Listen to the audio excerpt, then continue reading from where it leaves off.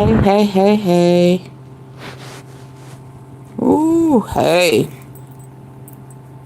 How we doing? How are we doing? Oh my God. Oh my God. Let me get some water. Y'all teed up. Y'all got some tea. Y'all we be sipping tonight. We can't sip for long, y'all. We got to get the likes up. Early coming in. Early coming in.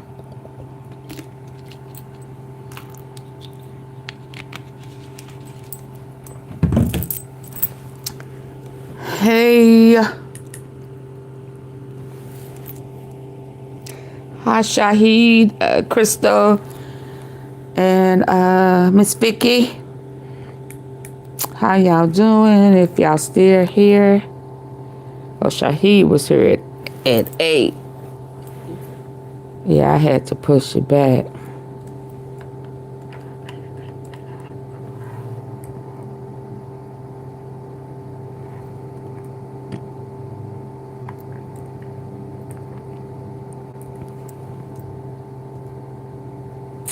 Yep, I had to push it back. Whew.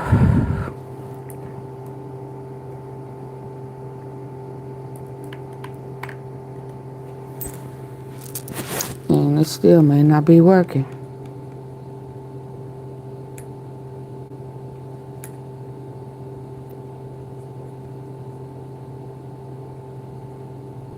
It still may not be working.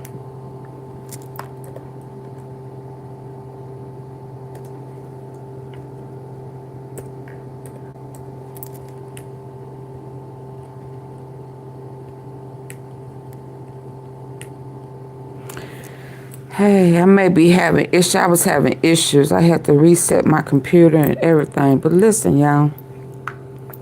It's some strange things going on. There's some strange things going on. Why? Okay, they done changed the...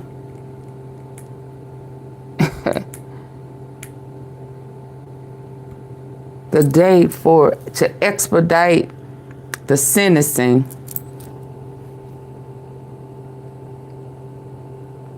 Right?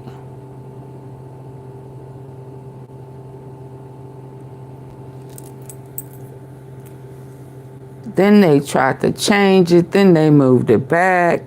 Then they said, no, we gonna leave it where it was. What was the point of expediting it? I mean, only thing that came out is a bunch of more lawsuits. Folks started talking and they found out that those witnesses that were supposed to be afraid, that was threatened, that was wrote a letter to the judge. Them letters to the judge started swarming in. They went from a standing ovation. Now they went from people acting a fool outside in the court the day on the 2nd. Till they say he got a standing ovation from the folk in the jail. I wonder, does that mean he gonna get like better food or, you know, a better bed? They gonna put him what is it, a pasta seating bed mattress up in there? I mean, is he gonna get some special privileges? But why they say, hey, Max to the boogie, thank you. Thank you, Max, for the jewels. Let's see, you get 100 for two jewels. What? It don't say what you're saying, but thank you. I greatly appreciate it. So it went from all of that to now he don't want it expedited. He okay with waiting. Since when? Since, well, why? You know, I figured, I'm gonna tell you what I figured. I figured the day his butt was gonna walk out that door, the feds was gonna hit him with a high Sean John Combs. Yeah. We have a warrant. We have we have a warrant for your arrest, and tag that ass. That's what I was thinking was gonna happen. But you started getting all these lawsuits, people writing the judge, the witness the witnesses that didn't show up on subpoenas out of fear. What's her name? Superhead. She talking. She saying things ain't gonna change. I'm like, wait, whoa, y'all moving too fast. It's something tricky, spooky going on. The daughters pop out on IG. They done got their hair done, you know.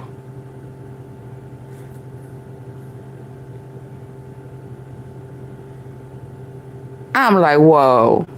So now he ready to leave the county and just go to the federal penitentiary.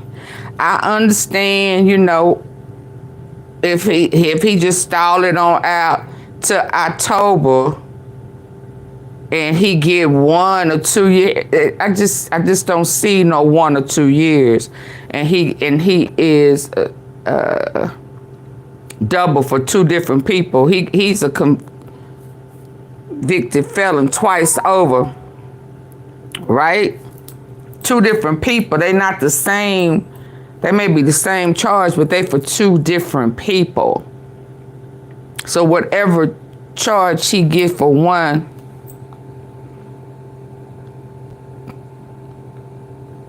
I know one is consecutive and one is concurrent. He need it separate.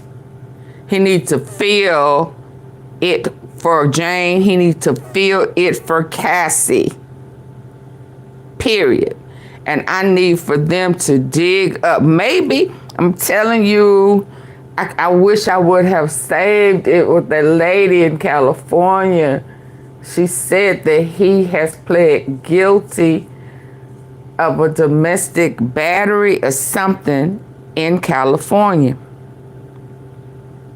And when they keep saying he don't have a record, maybe not in New York, but he got one someplace else. It may be a misdemeanor, I don't care, but we cannot say he don't have a record. Yes, he do. Minor and all. And if he does, if they can find it, if it pops up, that's gonna throw the whole thing off. I'm telling you, that lady she was breaking down the points here, point there, 4 points, that may add 4 more points. She broke it down, and I didn't send it to myself because I'm like, I haven't. And then I think I meant to research it, and I didn't. But if what she said was true, that's gonna throw a whole little different monkey wrench in there, because he does have a record. Domestic as well. But anyway, I'm gonna wait and see. But something is going on, and he has accepted the fact over the weekend that he is okay, right? We're just sitting it out. He done got a standing ovation. He done popped his collar. He already know he ain't gonna be there forever right now. Right now, he know that he was not convicted to life in prison. But they know something is brewing. I'm gonna tell you that now. And I did hear, oh boy, you got folk, let me listen, oh boy talking about leaving. I decided that I'm gonna come up to defend you due to the situation, the circumstances I decided that it's probably best for me to live outside of the States at this point. Really? Absolutely. So you won't be going back? No, sir. You know, there are some adequate and imminent threats to me. Okay. Do you know Ray J? This guy, I seen him, Diddy, and F. Gary Gray in Vegas together on some very strange timing, I should say. That guy is privy to a lot of things that take place at those events because he was there for a lot of them. Really? Absolutely. You know, it's kind of aggravating, like watching people try to make it seem as if Cassie is the problem in the situation when the person that's on trial attempted to pay her for her silence.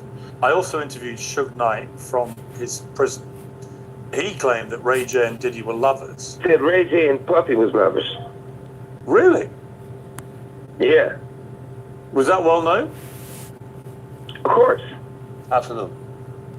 That's true. Yes. You know that for a fact. Yeah, all of these guys, like, that's what I'm saying. Like, Do you think Diddy was actually gay? I think he's a bisexual man. Right. Absolutely. I think he like more men than women. Most of them are, man. Like, Really? yeah, I can tell you off camera, I'll give you some of this. Right. Absolutely. So just on Diddy and Tupac and Suge Knight, obviously, do you personally believe he was pretty directly involved? Absolutely. No doubt. No doubt about it. And do you think the whole hip hop world knows that? Yes. Yeah, in the hip hop world, it's common knowledge. He's capable and, in fact, has caused people to be killed Yes. multiple times. I'm not going to infer, I'm not going to invent or make up details, but very few people who have that type of personality, that they feel like they can have whatever they want, very few of those people are safe to be around. It's a telltale sign when somebody of his stature, you have no good character witnesses. No one is going to come up there to defend you due to the situation and circumstances. I decided that it's probably best for me to live outside of the States at this point. Really? Absolutely. So you won't be going back? No, sir. You know, there are some So he adequate ain't going back to the threats state. to me. Okay. Do This you know? Ooh wee. It's just so much going on.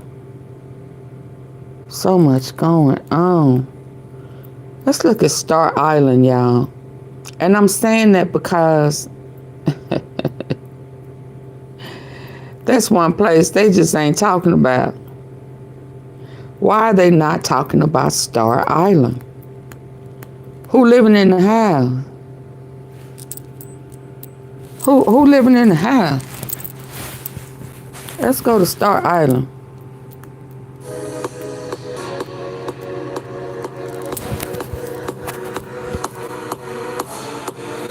Oh, I gotta do it this way. Hold on. Okay, let me take this out. Let me take this out. Star Island, y'all. Y'all ready to see Star Island? Y'all with me? Can y'all hear?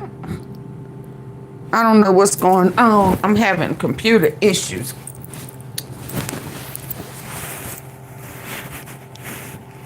Star Island. They are not talking about Star Island. It's about 15, 20 houses. I thought they said it was by boat.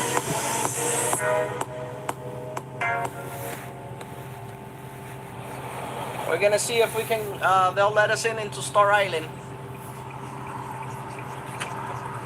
They got a security here. This is the only way in to the island by this bridge.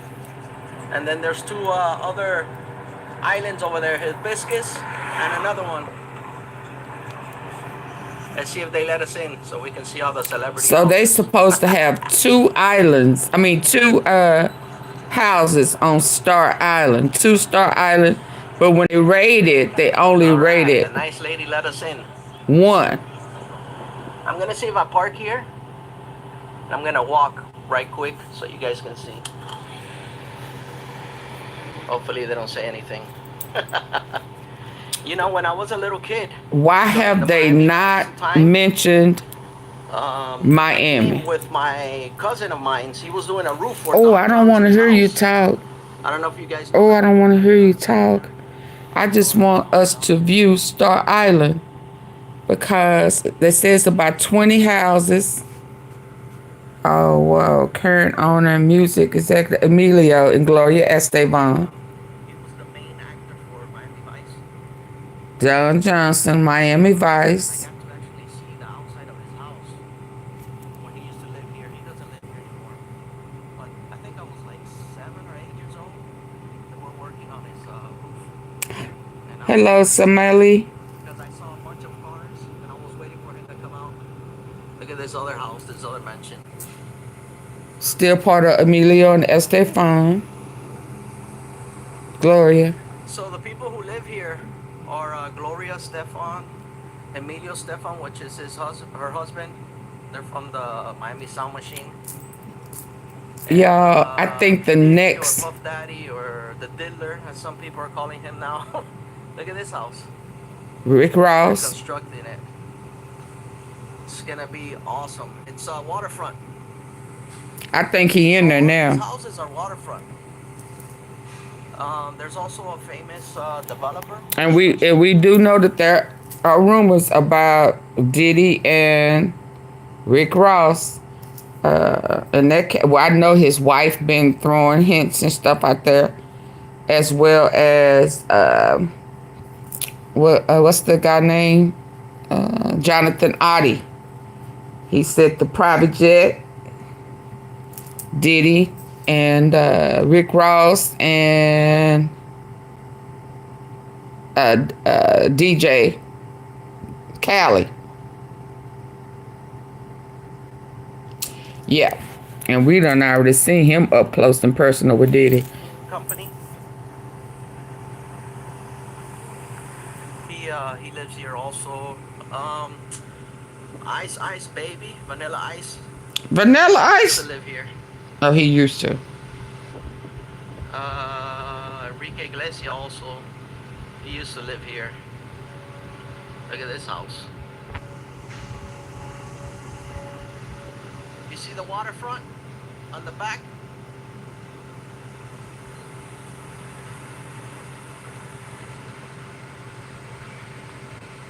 Look at this house.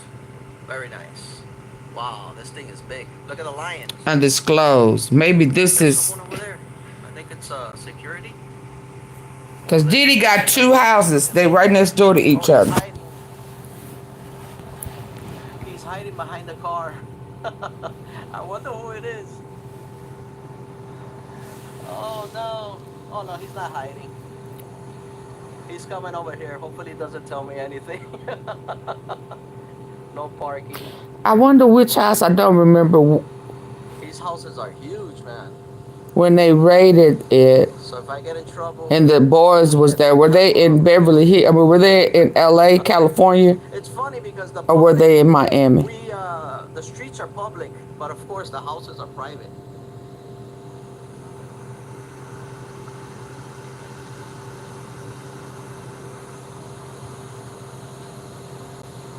Why are they not? So they're doing all types of construction here. Yeah, they got the next indictment has to be Look how nice, based on Florida. look how nice the landscape is here. Landscaping. Look at this. There's like a tower over here. It has waterfall. Look how nice the palm trees are. It's a Star Island. Spend a lot of money just on the We heard about it, but we did not hear about it during the trial. 7 weeks. Nothing about Star Island. Where as far as you can see over there. Very nice. because people are saying, well, what happened to the celebrities? Where about the little kids? Oh, that's Star Island. Very nice, very nice. That's Star Island. It's awesome. Even the video vixen, when she was They have I don't know if you guys can see it. gifted to Diddy, has That she mentioned Star Island. The girl, the other young lady who started out as a go-go dancer, she started out talking about Miami. Car behind me. Remember? She started out a go-go dancer, and then she was asked to do another job, People are like sightseeing over and here. that This car. she was I thought trafficked. it was security that were gonna come and get me, but no. It's okay. Look at this house. Wow, it's really nice. Look, Only got some name we recognize, I recognize, is Hola. Diddy and Rick Ross, Look at the or Gloria back. You Estefan. see the waterfront? But yeah, it's I interesting try to talk to that guy, but I don't want to bother them. that they Maybe they get have trouble not telling me who owns the mentioned house. Star Island. It's interesting that Diddy is ready to go to the federal penitentiary. 30 Star Island Drive. See if you can see the cars in there. Neil and Sons. For deliveries. And I'm thinking, is it just the food? All boxes I mean- over the gate. Okay, so they don't even want to be bothered. Throw the boxes over. He has Hopefully they're not accepted the fact that he's not going to be bonded out. He's not going to get bail. That's actually And he's accepted the fact that he is going to prison. what is this, a Ford? So let's just go ahead and go on, transfer me to the federal penitentiary. Y'all believe They that? have a truck rental over here. Yeah, come on in, hitting the like button. Man, this is like a dream for me, man. Because I was a little kid, I never knew you can come in here. And I'm freaking walking in here. Look at this house. Wow, it's so beautiful. Wow. Now, only one person bought their house for 30 mil. All these other My houses is... best and try to get the owners' names. But a lot of celebrities, what they do is they have other people buy it for them under the company name. So you really can't tell. Let's see who's here. Buy it under their company name. Look, they're building a house over here. So what I heard is they just, man, look at that. That's crazy. You see how they have like it's like the driveway goes up and around, and there's something round in the middle there. That's crazy. Hey, Wise Witty. That is nice. That's gonna be a nice house. Oh look, there's someone jogging.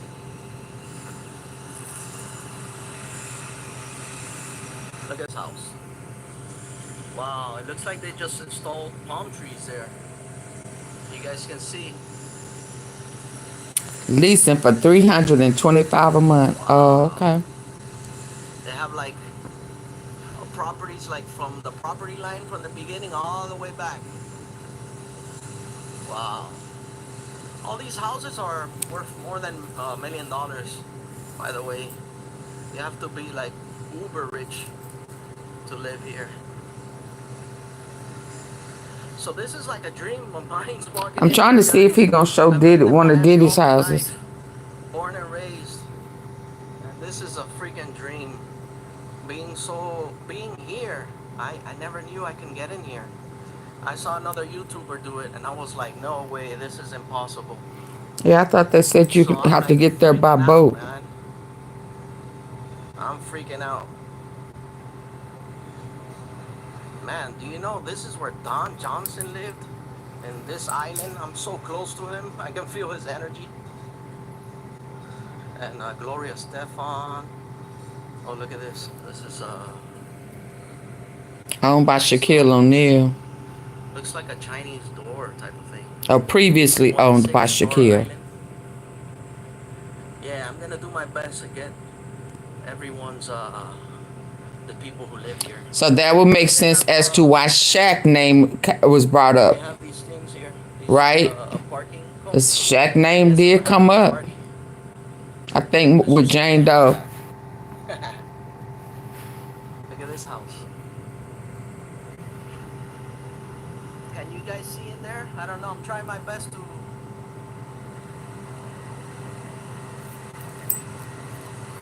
Look at that house. Wow. 23-star service and delivery. Wow, this is awesome. Star Island. So this just goes around. Hey, Nola girl. Gloria Estefan too was at the party. Oh, was she?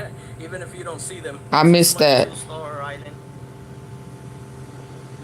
Look at the lions. Seems like lions. Her name was mentioned. Okay. Oh, it's very windy. Wow, look at this house. This looks like Scarface's house. At the back. That was 38 million. Zoom in. That has like a Scarface feel. Like at the end of the movie when they break in and Scarface does like a mountain of white powder. Look at the lions to keep you away. Casa. This says here Casa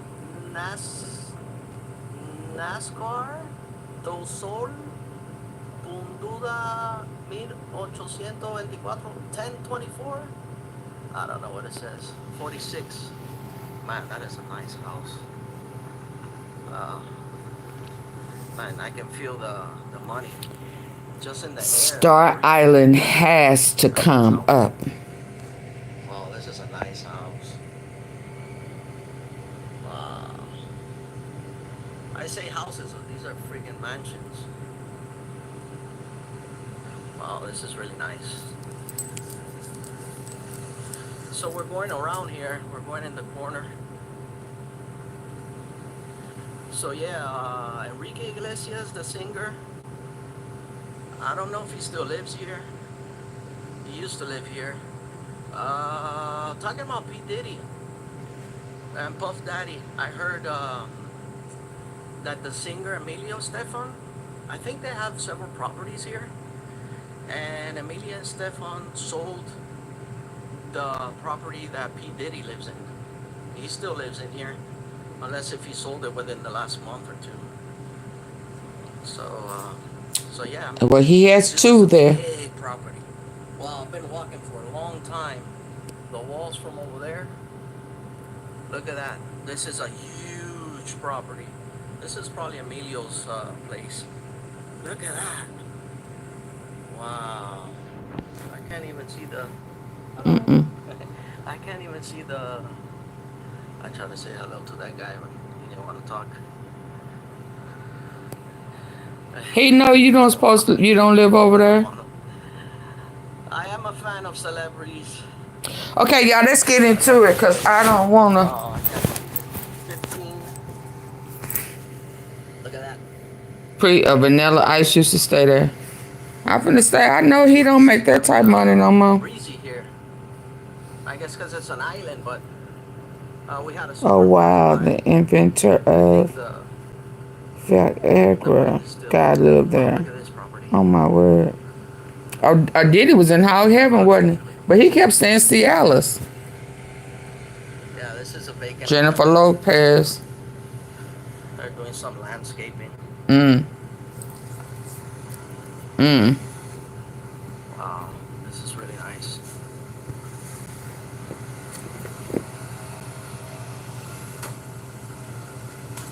Yeah, they keep probably landscaping. People are probably always here. Look at this property.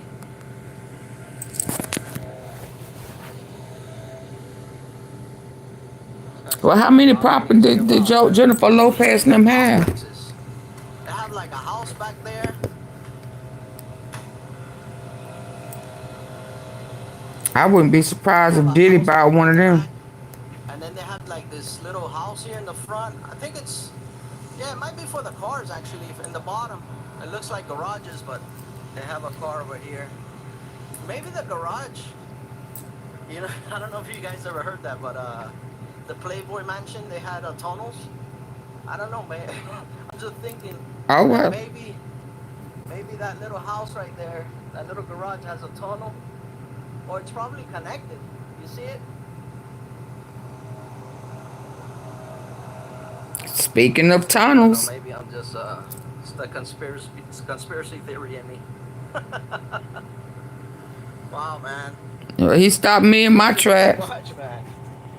when he I said stop tunnels. regularly, but once I get home, I'm gonna be so happy.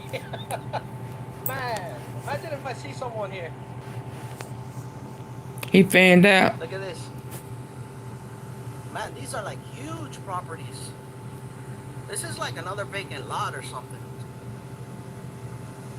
Man, the vacant lots, you see the waterfront in the back? They got the building back there is downtown.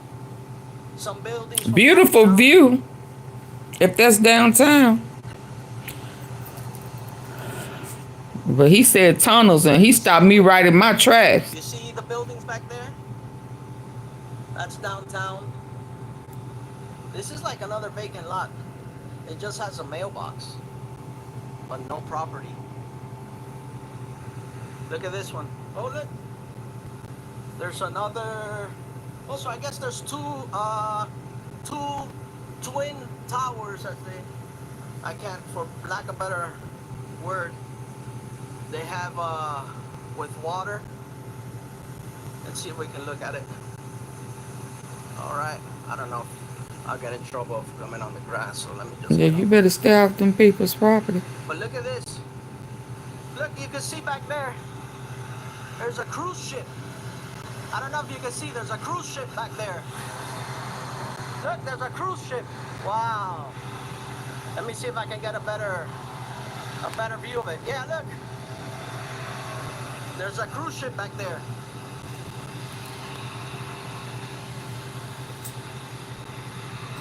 Yeah, So Jennifer. imagine having Jennifer Lopez lived there. yard looking at cruise ships where people pay. Okay, let me move over here. And if Court hearing just wrapped up minutes ago for the newly convicted felon Sean Diddy Combs, and his attorneys are no longer trying to fast-track his sentencing. Less than a week ago, a jury convicted the rap mogul on federal charges of transportation to engage in prostitution, but acquitted him on the more serious crimes of racketeering and sex trafficking. After initially hoping to push sentencing up, Combs' lawyers are now asking for October 3rd. Now, that's the same date the judge proposed shortly after the verdict was read. Combs remains in custody after being denied bail, and his spokesperson says after his big win in court, he received a standing ovation from his fellow inmates. Joining us now, trial and defense attorney Misty Morris. oh wow, he should have left the koala picture. What was He received that? a standing ovation from his fellow inmates. Whoa, Jack. Who is this cartoon person? Enjoy. You just look at your backyard. See the Whoa, Jack. and the He done went from gray hair. Remember how he get all of this? All of this was staged. How he went from all gray. It's a very nice house. Now you got this type of how? Got the garbage here. It's probably a worker. Baby, but this sketch artist, Celebrity looking. that lady must be out of town. She must have went home. What? I mean, what? They open up here. Who is this? It's almost a mix between. Who is Don Johnson house? Glimpse are opening up. Bill Cosby and I mean, I guess to what in the hell? kids crossing. Hola. It's like a Joining us now, trial and defense attorney Misty Morris. Misty, always great to have you. Thank you so much for being here. First, what do you think happened with the defense? Why now propose the date that the judge initially proposed? Yeah, so initially the defense wanted to move this up and they had proposed September 22nd. And then in a really short hearing, the defense went back to that October 3rd date. The reason that that happened is likely because the probation department has to sign off on that timeline. The probation department's role in sentencing is actually really important. They prepare a report, which is called a risk assessment, and make a recommendation about what the sentence should be. And it's something that the judge takes into consideration. So that risk assessment takes a bit of time for the probation department to put together, usually about 11 weeks. And if you do that calculation, that brings you right up to about October 3rd. So my guess is that the probation department pushed back a little bit on that expedited timeline. And on the day of Baby, yeah, that's a different. Because that other lady's last name was Rosenberg or something. Baby, Elizabeth said shit.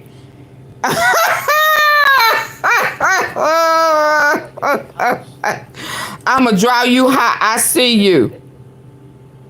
Oh, well, I think that's what we came in by. I'ma draw you how I... Oh, there go P. Diddy. Hold on. Movies, Hold on. Miami or tropical movies. Look at this. Bamboos. He purchased it This too. is a unique house. I like that door. I ain't gonna lie. They're all unique.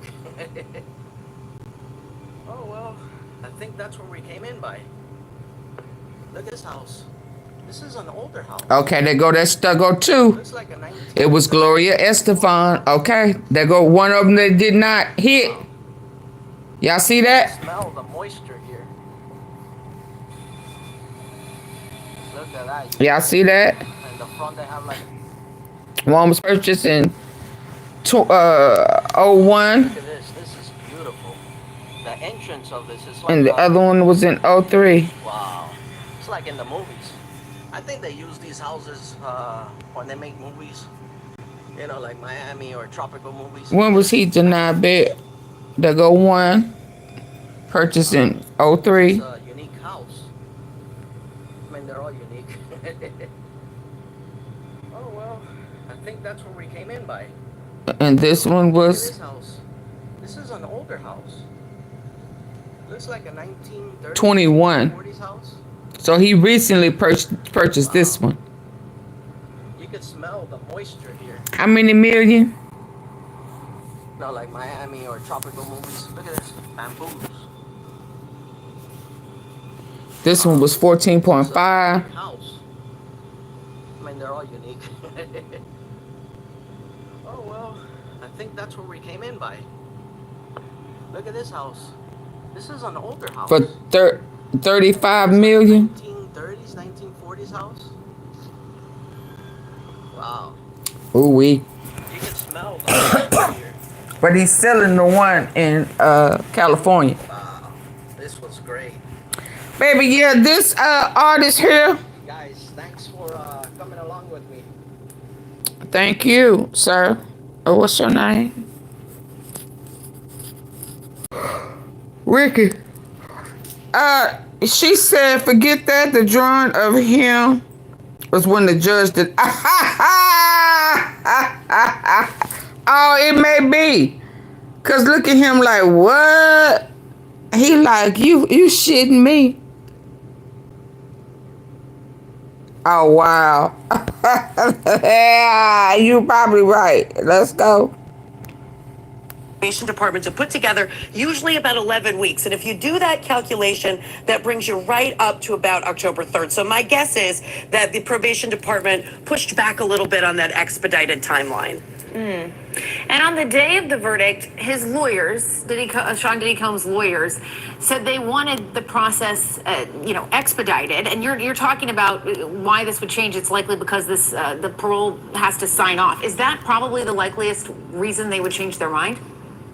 It probably is, and I think they wanted it expedited because, remember, they asked for bail. They asked for Combs to have the opportunity to serve on house arrest up until the sentencing. They've also, in another submission to the court, have said he should not be serving this time in between the verdict where he was acquitted on the more serious charges and the sentencing at the Metropolitan Detention Center, known to be one of the harshest prisons in the federal system, that he should actually go to a prison with less, more moderate Say what? for lessons in the federal system, that he should actually go to in the verdict where he was acquitted on the more serious charges and the sentencing at the Metropolitan Detention Center, known to be one of the harshest prisons in the federal system, that he should actually go to a prison with less, more moderate security for less violent offenders. So they've made that argument. And He's violent. That's why they wanted to expedite this. He is violent. He needs to go to a violent prison. He's a violent guy. He's going to be in there assaulting and, doing things strange with the inmates. He's going to start a business. He's going to start a prison business. Yeah, no, he's violent. He needs to be at a violent ass prison so that he can be able to tame his violence. I mean, I don't see no other way. He can handle himself. He likes violence. Violence begets violence. He's right at home. If they put him in a minimum security facility, he gonna be in there fighting people, beating them, stomping them, putting feet and hands on. Oh Lord, putting hands and feet on them. What done happened in Memphis? Oh, that was in April. You understand? Lock that ass up. He should not be getting any more special privileges. He's not entitled. He is not entitled. No. If they could get Combs some relief in some form. But I do think that probation report, the defense wants that too, because the sentence is going to be in the judge's discretion. Prosecutors have already said they're going to ask for more time than the guidelines, the federal guidelines, something the judges pay attention to. What does a sentence look like for an individual that was convicted of these crimes? Prosecutors are going to ask for something harsher, whereas the defense is asking for something on the lower end. So this risk assessment report is likely to be important to both sides, the defense included, and I think that's why we saw this pivot today. And Misty, how much time are we talking about? What kind amount of time could he face? So we actually got a significant preview from the bail arguments. Remember, both sides submitted papers to the judge. They submitted their arguments.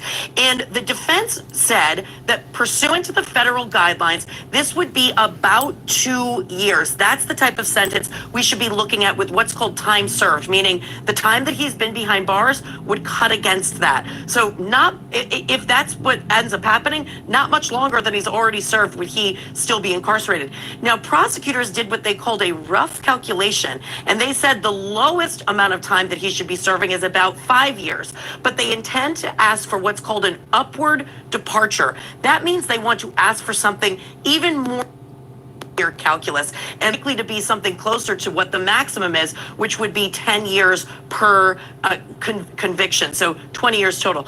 You know, hold on, she messed up. Hold on. Which would be 10 years per conviction of time that he should be serving is about 5 years. But they intend to ask for what's called an upward departure. That means they want to ask for something even more calculus and likely to be something closer to what the maximum is, which would be 10 years per conviction. So 20 years total. You know, we're likely to see something, I think, if I had to use my crystal ball and predict, something within those guidelines between that 2 and that 5. Again, that's within the judge's discretion, and that probation report, that's going to give us a lot of information about where the judge may land. Behind bars would cut against that. So if that's what ends up happening, not much longer than he's already served would he still be incarcerated. Now, prosecutors did what they called a rough calculation, and they said the lowest amount of time that he should be serving is about 5 years, but they intend to ask for what's called an upward departure. That means they want to ask for something even more calculus and likely to be something closer to what the maximum is, which would be 10 years per conviction. So 20 years total. You know, we're likely to see something, I think, if I had to use my crystal ball and predict, something within those guidelines between that 2 and that 5. He needs at least 10 years. The judge's discretion, and that probation report, that's going to give us a lot of information. Oh, I hope they find them. The judges do tend to take that report into consideration significantly when making their determination. And just battery charge with this crystal ball of yours, did you hear anything during this particular hearing that could preview what we might see at sentencing? Any indication?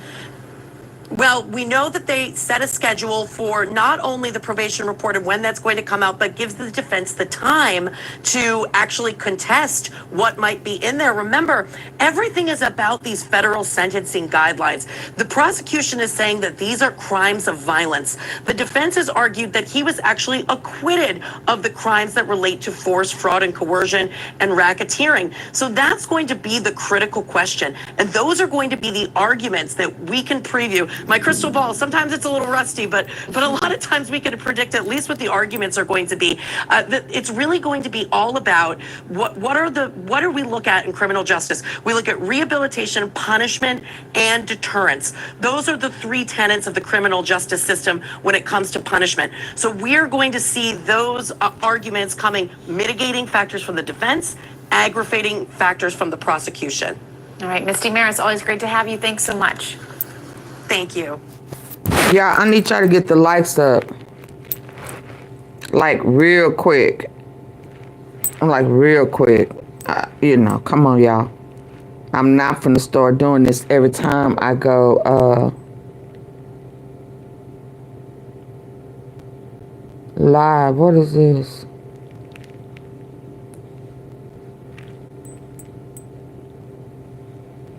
I need to research that. Diddy staff discussed it. I need to follow up with that. Hold on.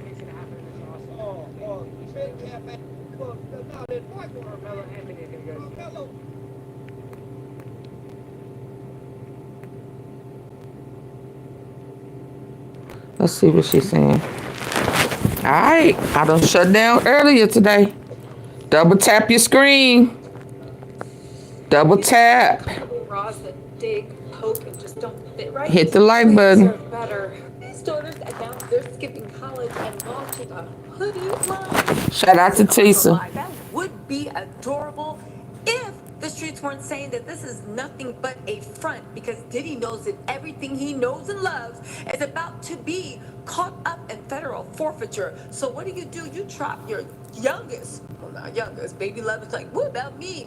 You trot some of your cute daughters out there in order to create an asset shield, because you know the federal government is about to come for everything you owe them. Yeah, that's right. See, here's the thing. These people may have forgotten that Diddy was convicted on 2 federal crimes under the Act, and that means because he was using Sean Combs Global and Bad Boys Global to pay for it, the baby, they're about to snatch all his assets. So he trotted out his cute daughters in order to create a new legacy with his money. And the problem is it's not going to work, y'all. Let's get into it. Baby, the feds are coming. For the bad boy. Hoodies and these soft launches. Because while how's your mail? Out here modeling zip-ups on Instagram, their daddy is modeling federal convictions. Let's talk about what those convictions really mean. Diddy has now been hit not once but twice under the Mann Act. That's the federal law used to prosecute sex trafficking across state lines, originally created in the 1900s to stop what they used to call white Hi, Nancy. slavery. Yes, it was old. Yes, it has very sick racist roots, but it is very much still alive in a new way. And prosecutors love to use it when the stakes are high and the headlines are harder. And Diddy just became Exhibit A. Maybe 2 federal convictions tied to the Mann Act. In federal court, sure. But in civil court, you might be able to skip past this. But in federal court, make no mistake, federal court, federal law, federal consequences. And here's where things are getting spicy. Once you're convicted under a federal statute, especially one related to sex trafficking or coercion, it opens the door for forfeiture laws, which are basically the government's way of saying you used your money, your businesses, and assets to commit crimes. That was cute. We'll be taking all of it now. Thank you. Now, baby, let's run the checklist. He used private jets to fly escorts across state lines. He paid women off using company accounts. He booked hotel rooms for corporate travel. He sent hush money through payroll. You use your record label, your fashion brand, and vodka company to cover it up. Bingo, that's called business-backed criminal activity. And under federal law, if your LLC, trust, and all those kids got trust, or brand was used to facilitate a crime, even indirectly, the feds can freeze, seize, and liquidate those assets. We're talking Combs Global, Yeah, but if he didn't make a profit off of it, that's where they gonna. Well, his profit was his This isn't just a PR you know, his profit. I mean, technically, his profit, his joy was his release. You know, since he got you know, he got this fetish that he can't release unless a man is over there beating the hell out of her cat. And we don't know, cause dang, I wish that they could figure out if he was doing like that live porn. Hi, Larry. What is that? Where you can see it live, you know, streaming it. Yeah, he could have been getting paid. They just ain't figured it out just yet. But let's go. It's a forensic accounting nightmare. So if you're wondering why the hoodie line is coming down, just as everything is starting to fall apart, it's because Daddy knows that dam is cracking. And he's got about 5 minutes left to reroute the money somewhere the feds won't work. Now let's talk about that forfeiture, because right now Combs Global is a crime scene. Not bankruptcy, not brand collapse, but because they haven't relinquished his accounts just yet, right? Take everything you have, because if the Mann Act convictions stick, and it looks like they will. Oh yeah, it's gonna stick. Can trace the criminal behavior back to business assets. The feds don't need to prove anything criminal beyond what's already been admitted.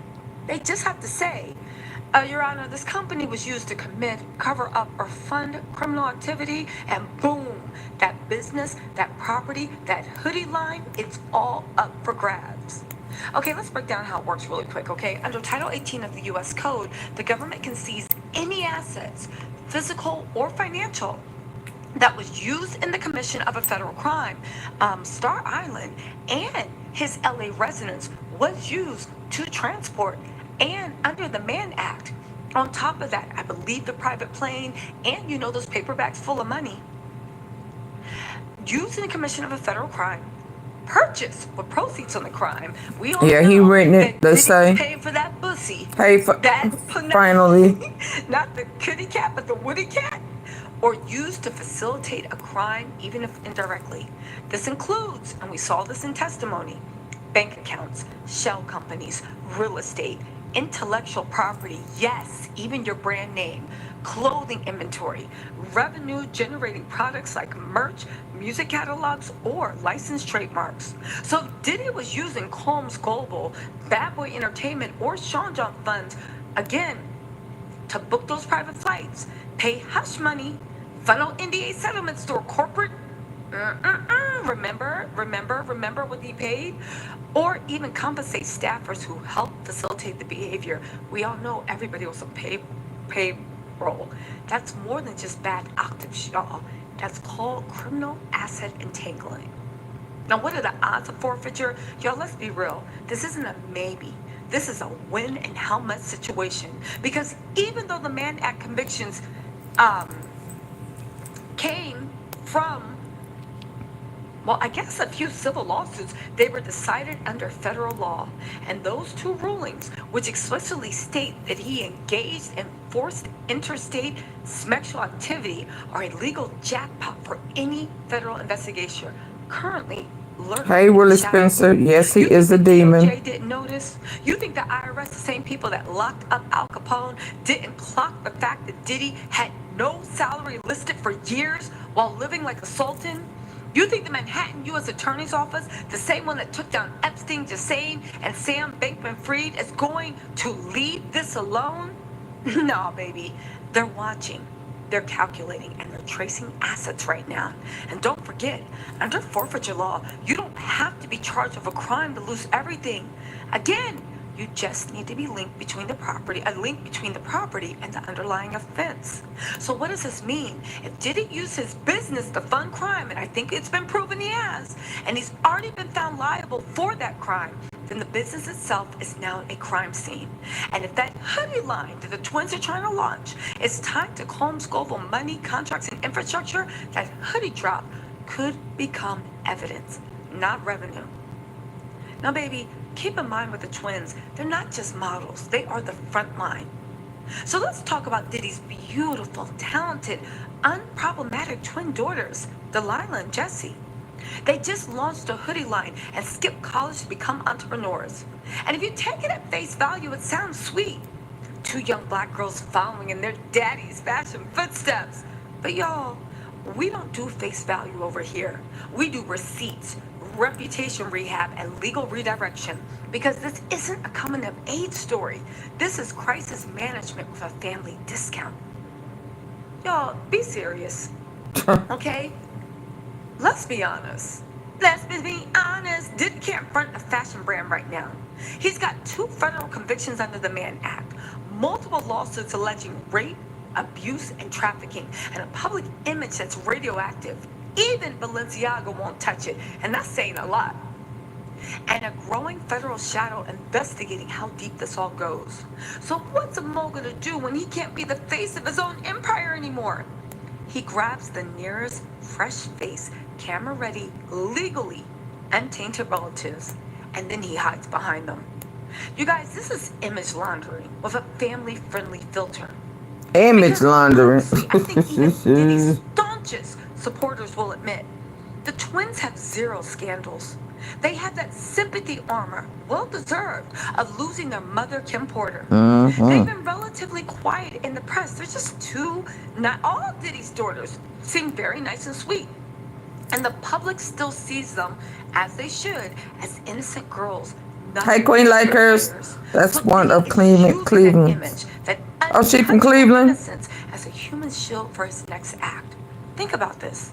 Diddy can't I was in Cleveland. Where did I go to Cleveland? No, I went to Akron. Diddy can't go on a press tour, but the twins I did go to Cleveland. I ate at the harbor. Launch a rebrand, but the twins, seafood at this harbor spot. Are the rebrand.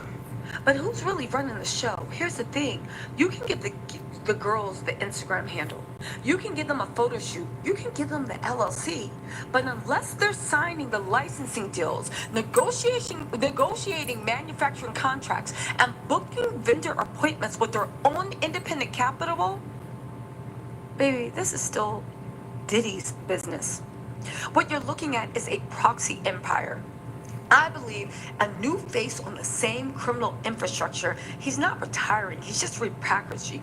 And the reason is simple. Diddy knows the feds are watching everything he touches. So now he's funneling attention and maybe even assets through the only people in his circle who aren't currently radioactive. It's not about empowering his daughters. It's about disempowering federal investigators from tracing the money. Because if the twins launch a line and it's technically independent... It's not a harbor. It's, a little pier. I'm sorry. It was a seafood spot at a pier. Who's writing the checks? Follow logistics. And I hope to God you don't find a link back to Diddy. Again, Diddy's not stepping down. I firmly believe he's stepping behind.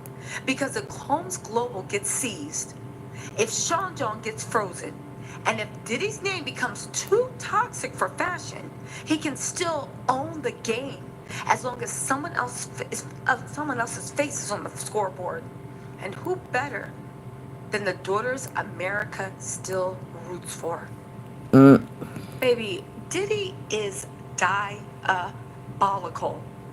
Diabolical. Oh, okay. Okay? But listen. My niece used to go to college. What do y'all think? She went to college down there. I'm not going to sit here and pretend this is some cute coming-of-age story. Okay? Even, some people are calling this Kylie Cosmetics 2.0. This is Nepo Baby Laundromat Fashion Edition. And yes, the twins are beautiful. They're charismatic. They got millions of followers and tons of goodwill. But let's be real. Diddy isn't launching this to secure their future. He's using their innocence to secure his. So again, I agree. What I think is happening. The feds are going through his books right now. They're tracing company credit cards, expenses, jet logs, and hotel receipts. If those business accounts funded prostitution, coercion, or NDAs, that's asset forfeiture on site. Okay? Now I thought that his money. I thought they had tied up his funds while he was in prison. I mean, while he was in jail, they froze his account. So how was he going? Oh, his mom was talking about putting up $1 million. But how was he gonna try to put up 50 mil if his funds was frozen?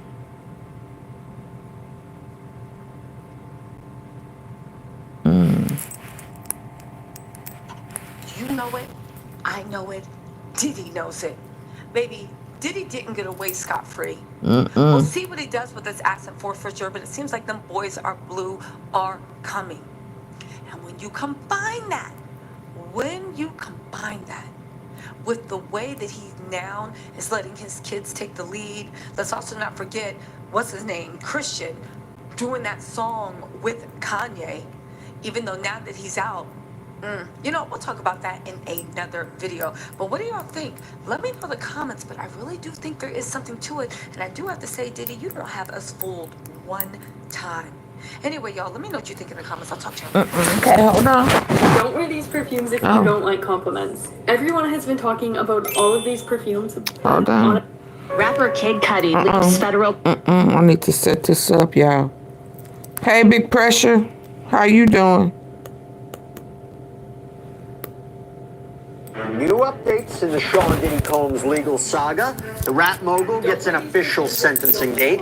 He gets hit with allegations from a shocking new lawsuit. A juror speaks out. A shocking new lawsuit. Receives a standing ovation from inmates. Well, AunTeaFee, what you mean a shocking new lawsuit? Are you talking about Lil Rod or somebody else? AunTeaFee, you talking about somebody else other than Lil Rod? AunTeaFee, you lying. Y'all, hit the like button. Hi, Tony. Hit the like button. I may need to sit this over here for this one. I can't keep holding this thing. Y'all ain't got my likes up for me to be sitting here holding something. Hold on. Hold on. I tried to be up close and personal with y'all, but y'all don't act right with me. I ain't gonna act right with you. How you? I'm good and tired. Tired, not tired. Tired. Now don't ask me how to spell that, but thank you, Queen Laker. She sent me flowers, 30 jewels. Flowers. She said, hold it. Now get back over here. There and keep us up close and personal.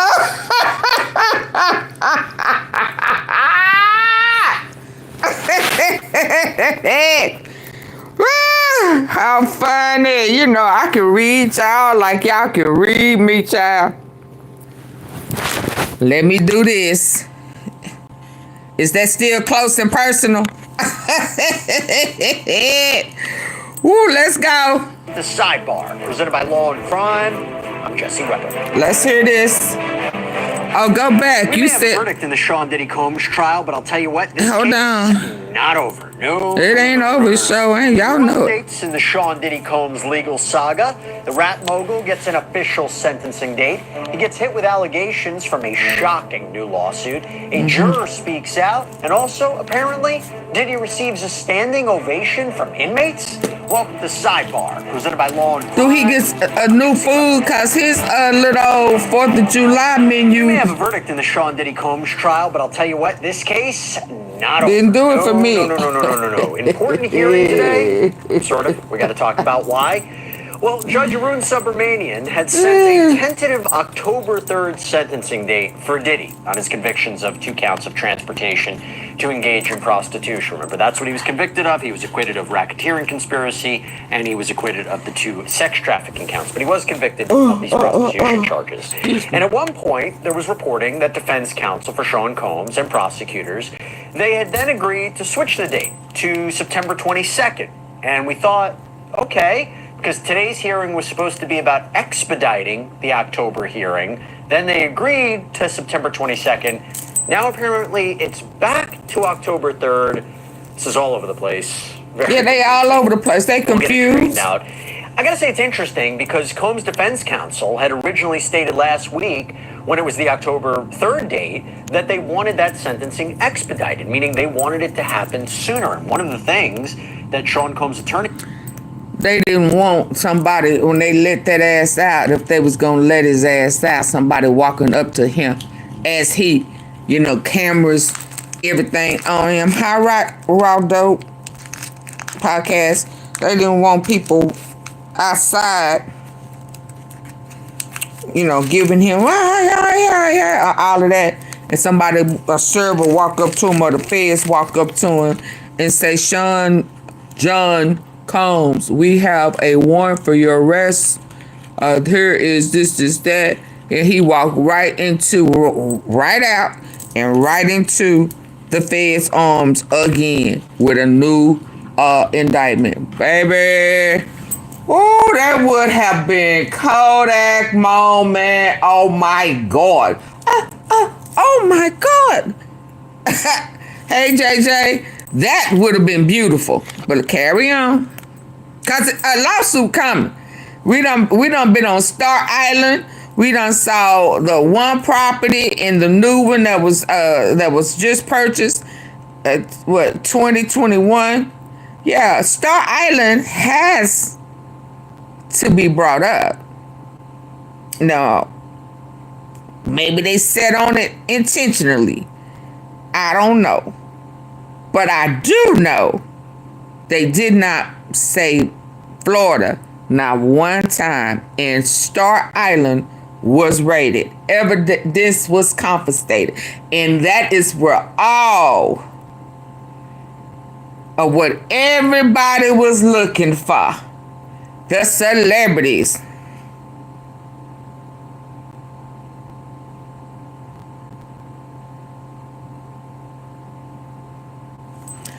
You know, Pressure, you always come in here to throw a narrative, to throw that mess off. Why do you do that?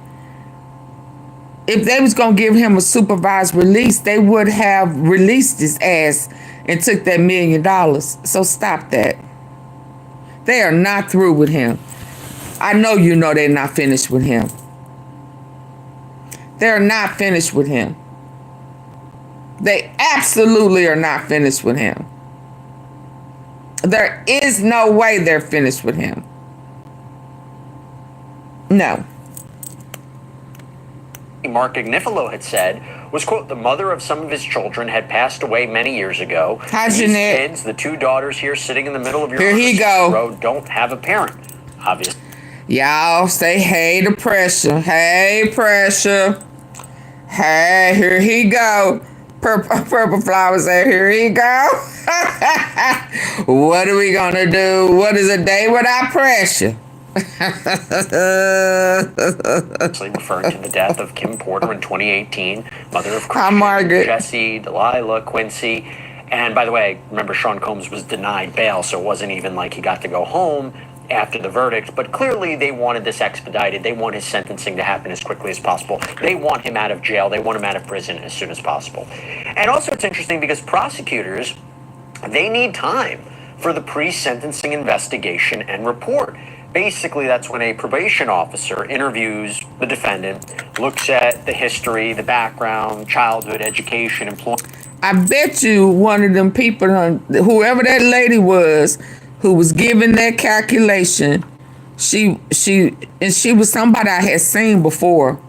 I just don't remember who she was. She said that there is a domestic battery in California, and during they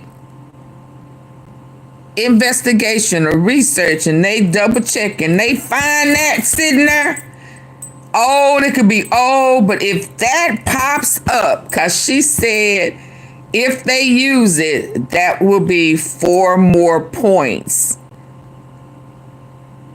I see y'all like the yes men and people who don't have their own brain.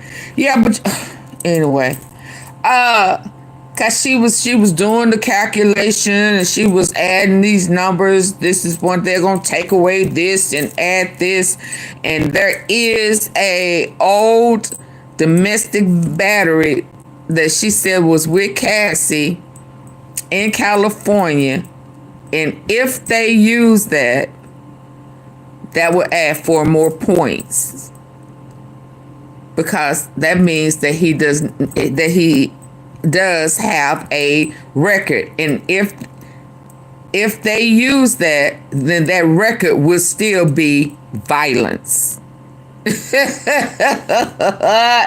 So I hope they do a thorough investigation. Do not rush the process.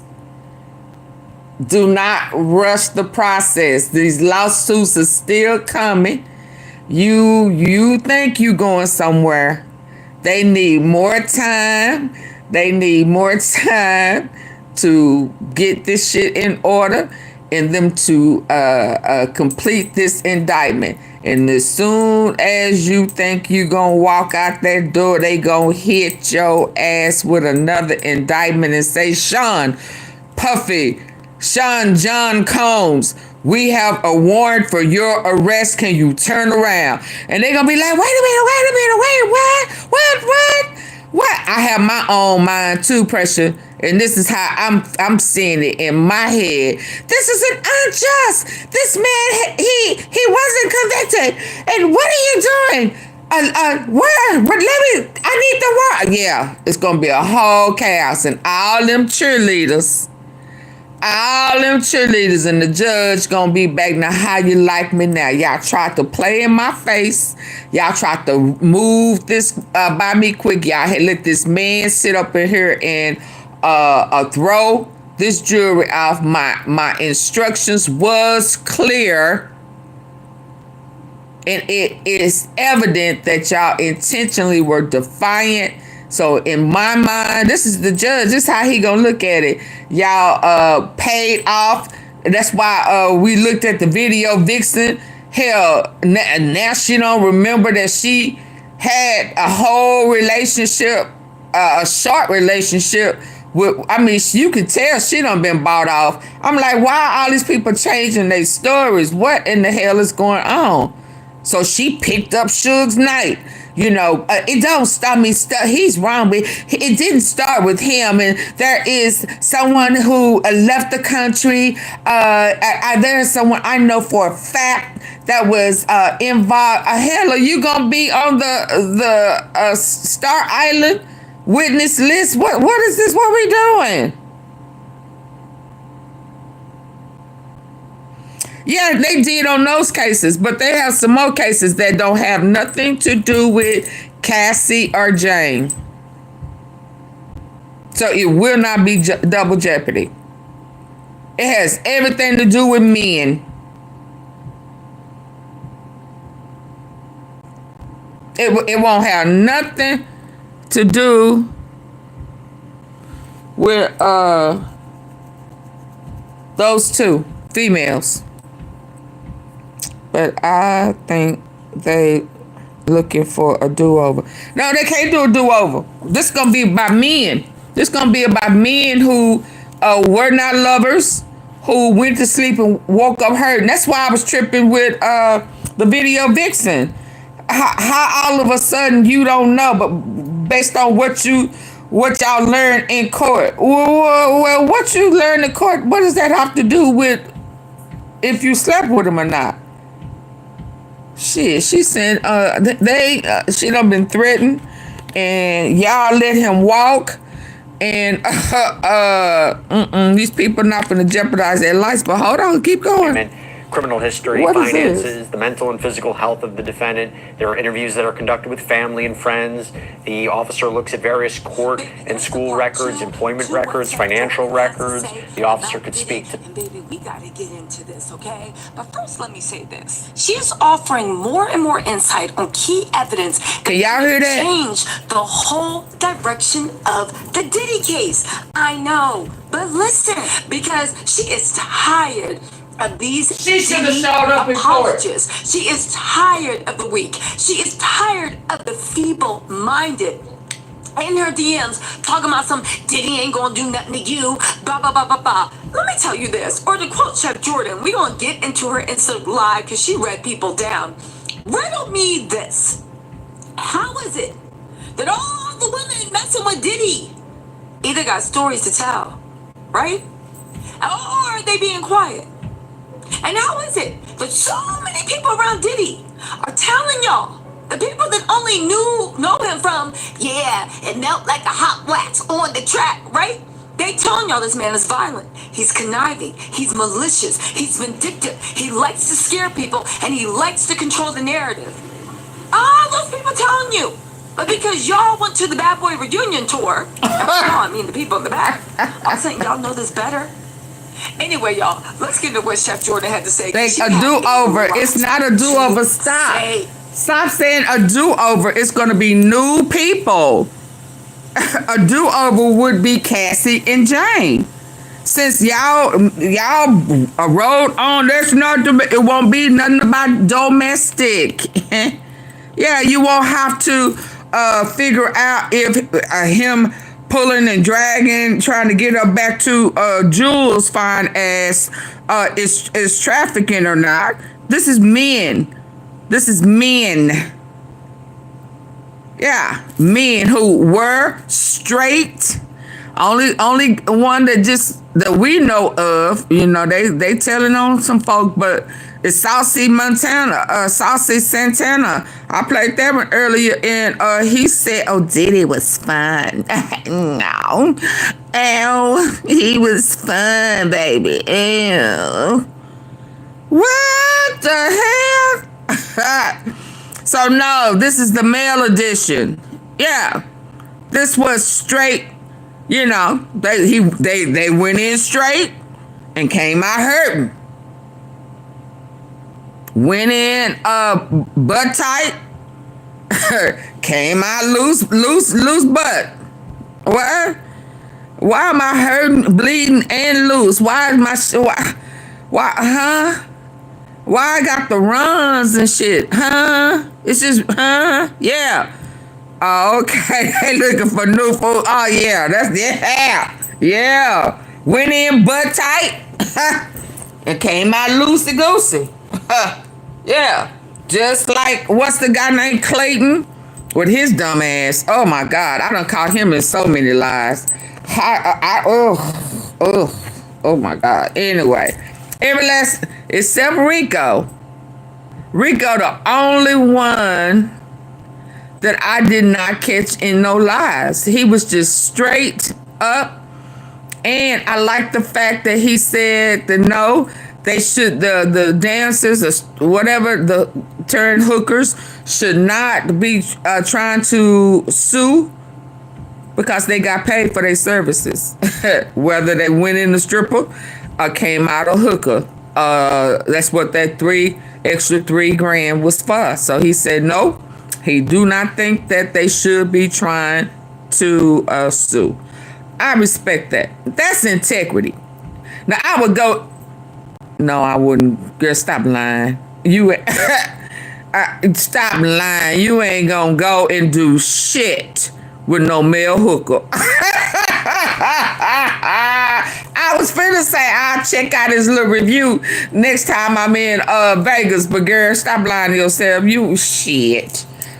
And be scared to sit down, scared to have a drink, scared to eat, scared of everything. I wouldn't do nothing.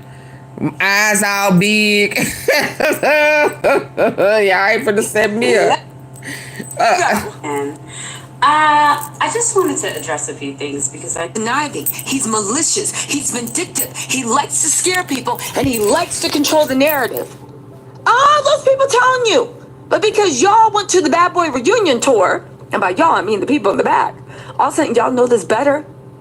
Anyway, y'all, let's get into what Chef Jordan had to say because she had a lot to say. Lego. I just wanted to address a few things because I know that it's been very confusing to see my initial post about my reaction to the verdict and me saying that I was afraid. And I'd like to explain that, yes, being contacted by the federal government is terrifying. The fact that their visit happens on March 20th, And by April 4th, really, I was made aware that Sean Combs already knew about that visit, even though I declined to speak to the feds when they came. That's why I was served with the grand jury subpoena. So my thing is everyone's like, oh, that's not witness tampering, that his lawyers were trying to pay your legal fees. Now riddle me this. If someone has assaulted you in the past and they threatened your life because you know about them brutally assaulting the person that they are with, that's at the center of the case, why would you be offering to pay my legal fees? To say that you're part of his team.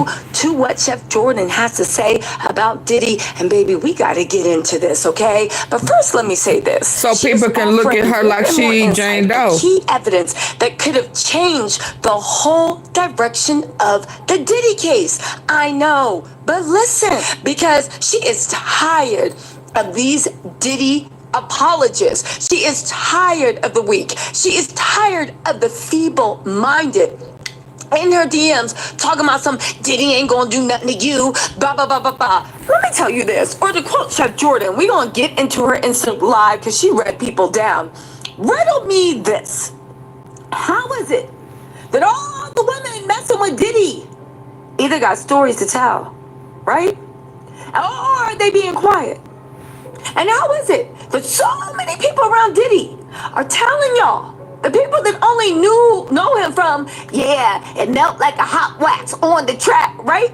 They telling y'all this man is violent. He's conniving. He's malicious. He's vindictive. He likes to scare people, and he likes to control the narrative. All those people telling you. But because y'all went to the Bad Boy reunion tour, and by y'all, I mean the people in the back, all of a sudden y'all know this better. Anyway, y'all, let's get into what Chef Jordan had to say, because she had a lot to say. Let go. And I just wanted to address a few things, because I know that did I rewind it or she on repeat? To see my initial post about my reaction to the verdict and me saying that I was afraid. And I'd like to explain that yes, being contacted by the federal government is terrifying. The fact that their visit happens on March 20th, and by April 4th, really, I was made aware that Sean Combs already knew about that visit, even though I declined to speak to the feds when they came. That's why I was served with the grand jury subpoena. So my thing is everyone's like, oh, that's not witness tampering, that his lawyers were trying to pay your legal fees. Now riddle me this. If someone has assaulted you in the past and they threatened your life because you know about them brutally assaulting the person that they are with, that's at the center of the case, why would you be offering to pay my legal fees? Yeah.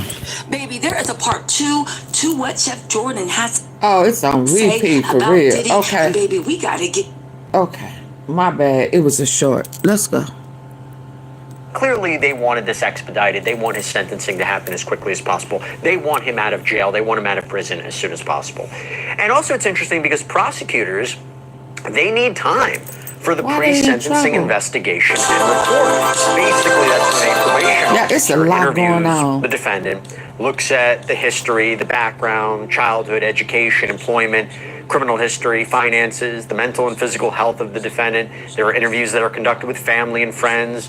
The officer looks at various court and school records, employment records, financial records. The officer could speak to the victims in the case, law enforcement that were involved in the investigation, provide all of this information in a report to the judge, because here the judge is going to have a lot of discretion when it comes to the sentence. What could a sentence look like? Well, prosecutors indicated in a filing that before even doing a pre-sentencing investigation, Combs was looking at 51 to 63 months, a little over 4 to 5 years in prison.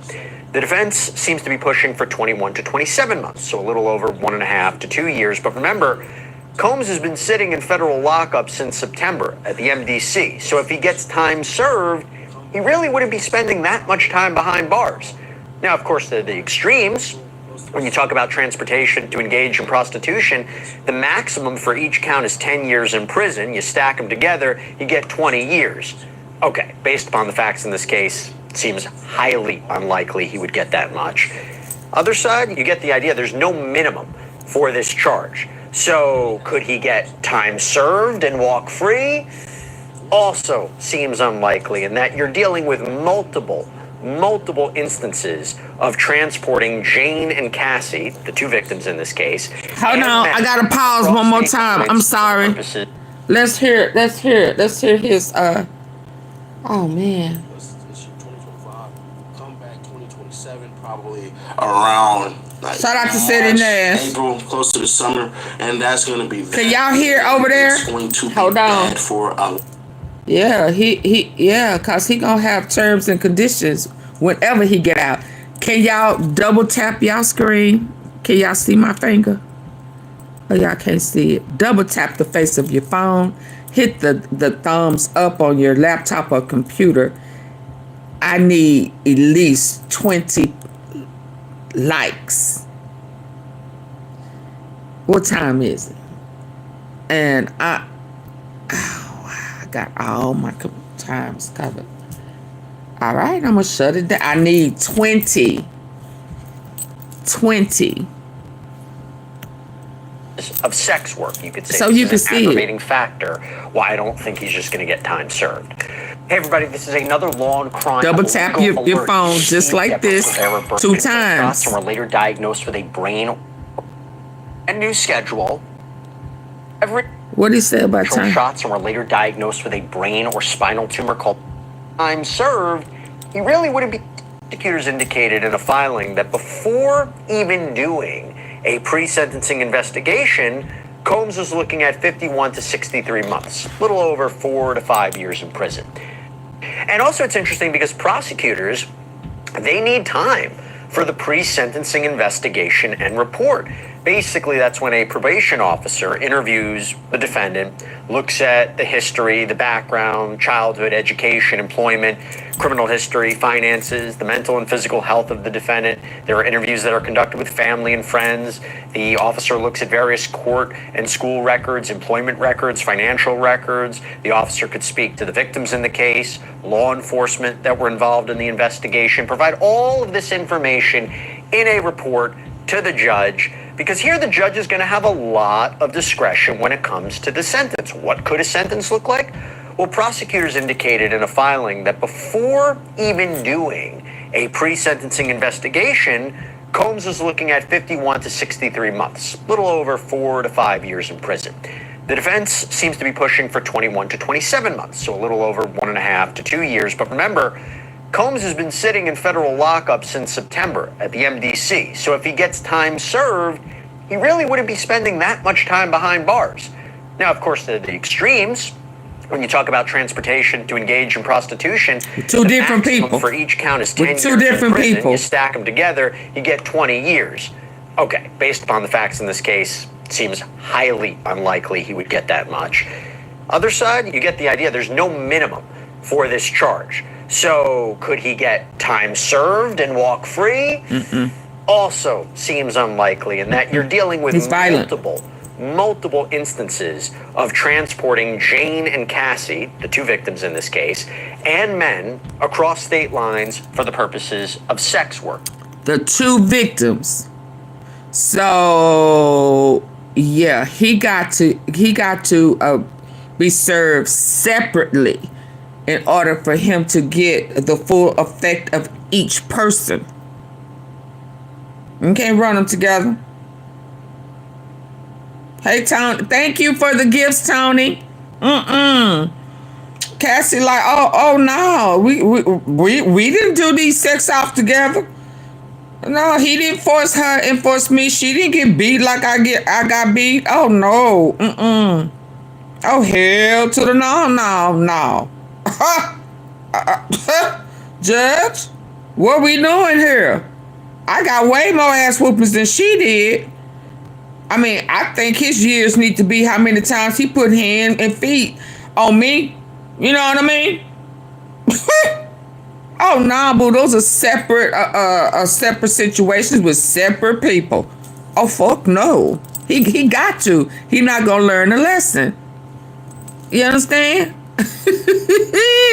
I got some thumbs up. Thank you. Tony sent me some thumbs up. Hey everybody, this is another law and crime. Oh, fuck no. I'd be like, Judge, don't make me cuss you out. For a lawsuit. That's right. Morgan is qualified. Thank you. Judge, don't make me go there with you. We had this hearing. Let's talk about it. Let's Bringing go. back onto sidebar. You know her very well. Law and crimes reporter Elizabeth Milner. Let's who, go, as you may Elizabeth. know, was inside that courtroom every day for the Diddy trial. She's with me here. It's so good to see you. I haven't seen you in like 2 months in person.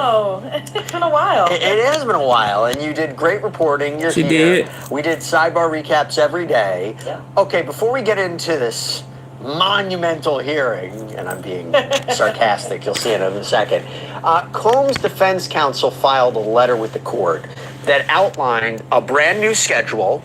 Then after the hearing, it was changed.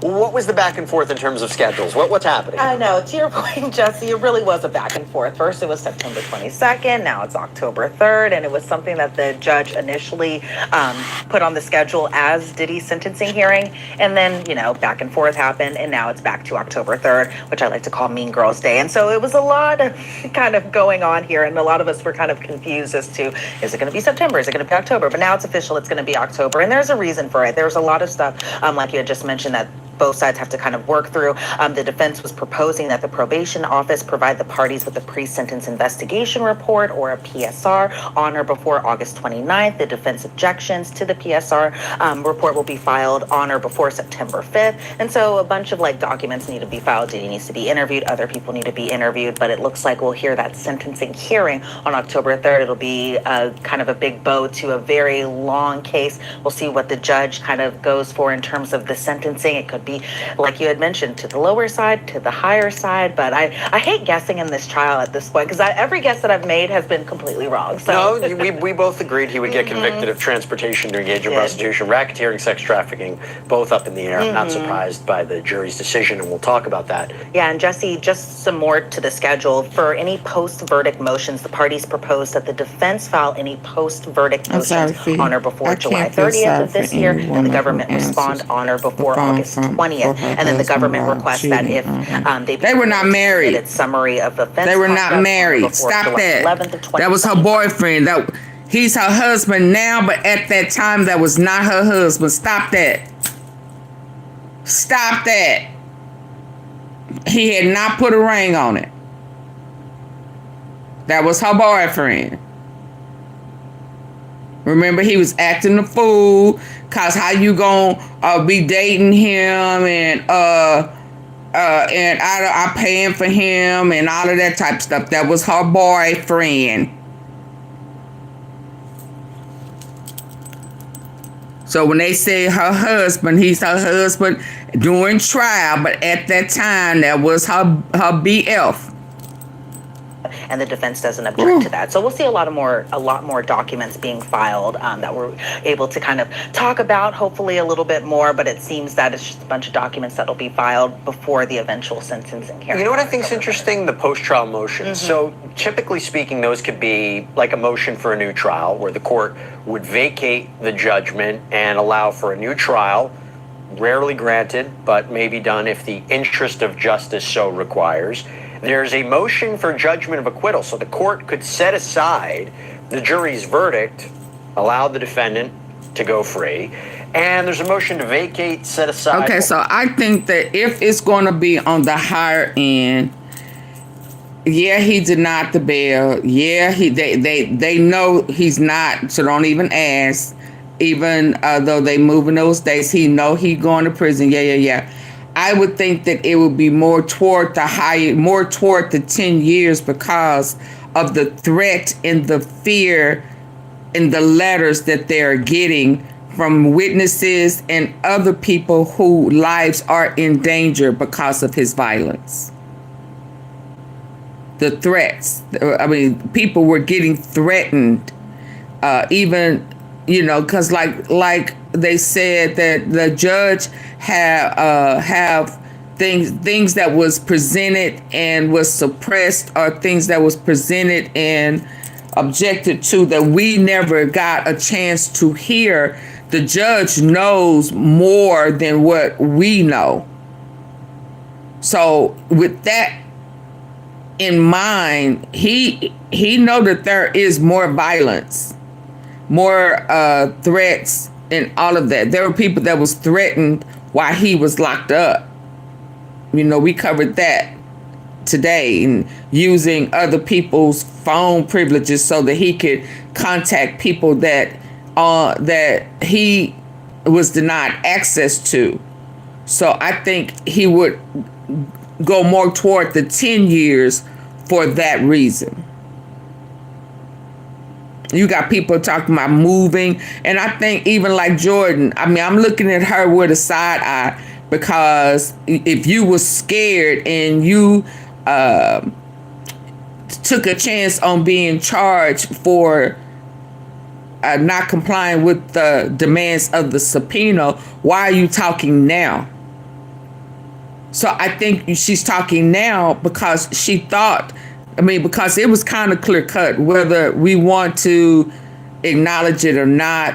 There were things that they totally overlooked in the racketeering that they could have, that was not even based off of consent, that they still intentionally overlooked for whatever reason. So with those factors in mind, I think he has to take into consideration that he is a threat to society, period, whether he got supporters or not.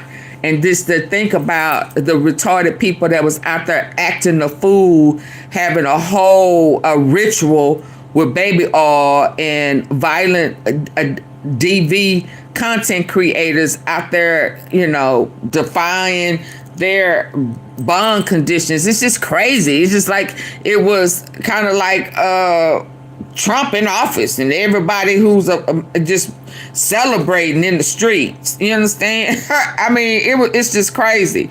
So I think that the judge knows that if he let him walk out and do not make him be accountable for some, at least some, based within the time frame of the law, that it will be a miscarriage of justice again.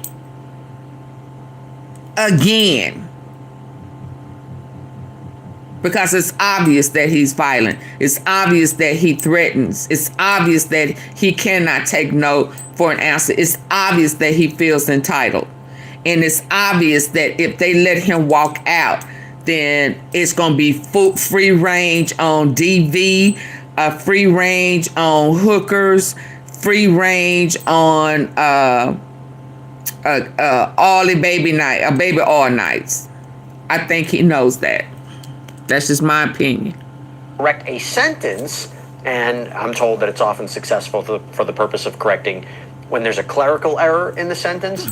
Now, assuming Combs has may be done if the interest of justice so requires, there's a he can't get more than 20 acquittal. So the court could set aside the jury's verdict, allow the defendant to go free, and there's a motion to vacate, set aside, or correct a sentence. And I'm told that it's often successful for the purpose of correcting when there's a clerical error in the sentence. Now, assuming Combs has valid legal grounds to support any of this, I imagine he will file whatever motion he can for relief from either the verdict or the sentence. Then again, I don't know.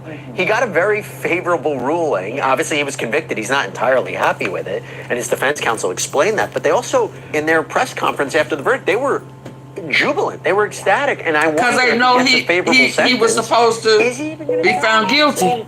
they seem happy. Yeah, they seem ecstatic because the emotions Watch that kind of ran about the outside the facts courtroom, in it was 30 kind of minutes. double that inside the courtroom where all the defense attorneys were hugging, they were crying. So Yeah, because they know he was supposed to be convicted. going up. That was just a little slice of the cake from what we all saw inside that federal courtroom. But I think it can kind of go both ways, and that's mainly because Sean Combs is still behind bars right now. The judge didn't grant him bail even after the verdict, and I think his reasoning might give us a little kind of picture into what the sentencing might possibly look like, because the judge even pointed out during his denying of Diddy's bail after his conviction, which were on counts 3 and 5, kind of talking back to what had happened in June of 2024 with Jane and the violent altercation that happened over at Jane's apartment. And so I'm kind of on his mind about the whole domestic violence aspect and the physical violence that was exuded from the defendant even just last year. I think it's possible maybe the judge, even if he hears from the family, even if he hears from Sean Combs' friends, that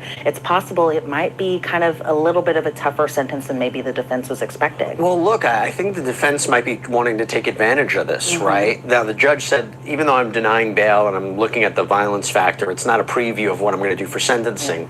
But I think this is the opportunity for the defense to submit any kind of mitigating factors and have the probation officer speak to his friends and family and talk about the impact of this. I mean, we just interviewed Charlucci the other day. So I wonder if they're saying, you know what? They said to Sean Combs, listen, let's wait for October. Gives us more time to present our case to Judge Arun Subramanian.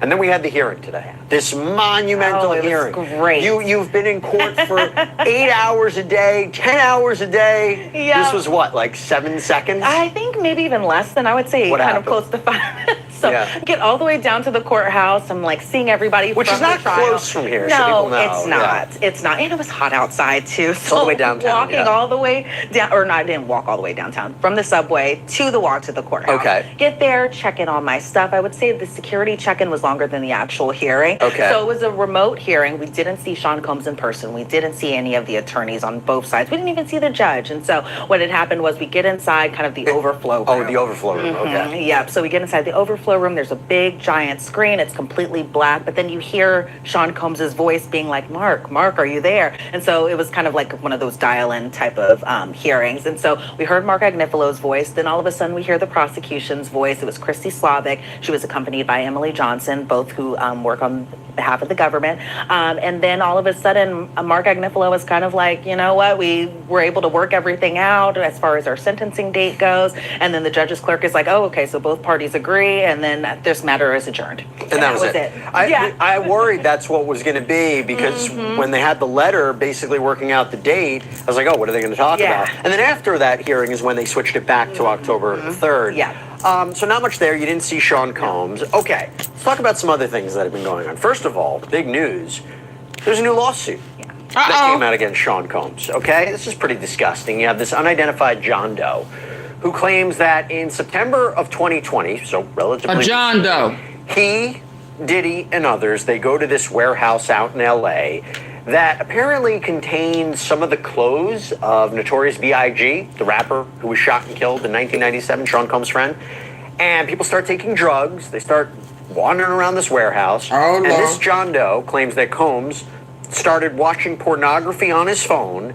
And that is when he claims, again, warning, pretty disgusting allegation, that Combs grabbed one of Biggie's t-shirts and pleasured himself with it, into it. I don't know how the best way to explain it. And even alleging that John Doe, or insisting that John Doe finish the job, so to speak. And he then claimed Combs threw the spoiled shirt onto John Doe and said, "Rip Biggie," then left. He also claimed that 15 years earlier, Combs told him to perform oral sex on him, reportedly suing for intentional infliction of emotional distress, sexual battery. Don't have a ton of information, but for somebody who has been following so many of the civil lawsuits that he now faces, 66, 67, 68, how does this fit into all of them? Well, it seems like it's just kind of showing a pattern that all the lawsuits seem to kind of allege of power, control, sexual pleasure, all of that stuff. I would say the timing of it is a little surprising given that it came after the verdict a little bit, but I think it kind of, again, goes to that pattern that a lot of the other civil suits we've seen, and these can be by just different attorneys too. It's not always the same attorney who's filing these suits, but it seems like they all kind of go to this pattern, it seems. But again, I'm just more surprised at the timing of it and when this was filed too. To be clear, there are lawsuits that he's facing that contain allegations that were never discussed in any way in the criminal case. Right. But in the criminal case, was it ever alleged that he sexually assaulted men? Was it ever alleged that he grabbed men or forced them to do things, or was it mostly focused upon women? It seems like it was mostly focused on women, and that being the victims in this case. I think as far as just kind of the allegations towards men were really just having to do with the escorts or the entertainers, as they were also called in the criminal trial. But for the most part, it seemed like from what we heard in the criminal trial, which I know a lot of people are a little disappointed because they thought it would be a lot more, but really it was just kind of like just different isolated incidents involving two victims, being Jane and Cassie. But it seemed like there wasn't a lot of discussion about male y'all know I wasn't in here. But there were little points that were brought up in terms of like the civil matters. Those so you mean to tell me her civil claim, Dawn Richard and her civil claim. Hold on. 667, 68.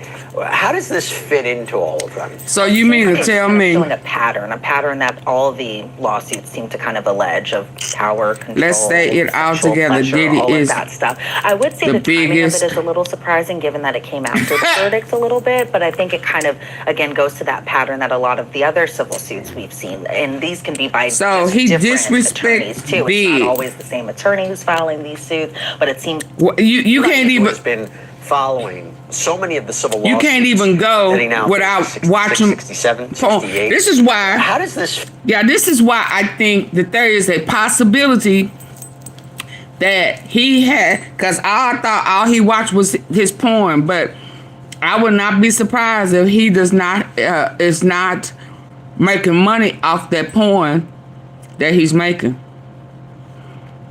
But y'all go to the storage, you can't not stop watching porn, so you had to get turned on by one of them big old horse things, and you knew that you was finna make this guy finish you off, top you off. You knew that.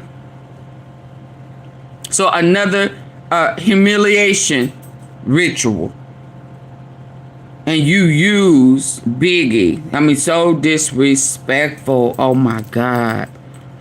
Yeah, they coming to get you. into all of them? Well, it seems like it's just kind of showing a pattern that all the lawsuits seem to kind of allege of power, control, sexual pleasure, all of that stuff. I would say the timing of it is a little surprising given that it came after the verdict a little bit, but I think it kind Thank you, Tony. Good night. Pattern that a lot of the other civil suits we've seen, and these can be by just different attorneys too. It's not always the same attorney who's filing these suits, but it seems like they all kind of go to this pattern, it seems. But again, I'm just more surprised at the timing of it and when this was filed too. To be clear, there are lawsuits that he's facing that contain allegations that were never discussed in any way in the criminal case. Right. But in the criminal case, But they was knew it it was ever coming. alleged that he sexually assaulted men? Was it ever alleged that he grabbed men or forced them to do things, or was it mostly focused upon women? It seems like it was mostly focused on women, and that being the victims. That's in gonna this be case. I the think as different far as factor this go around, because it's not gonna be relationship.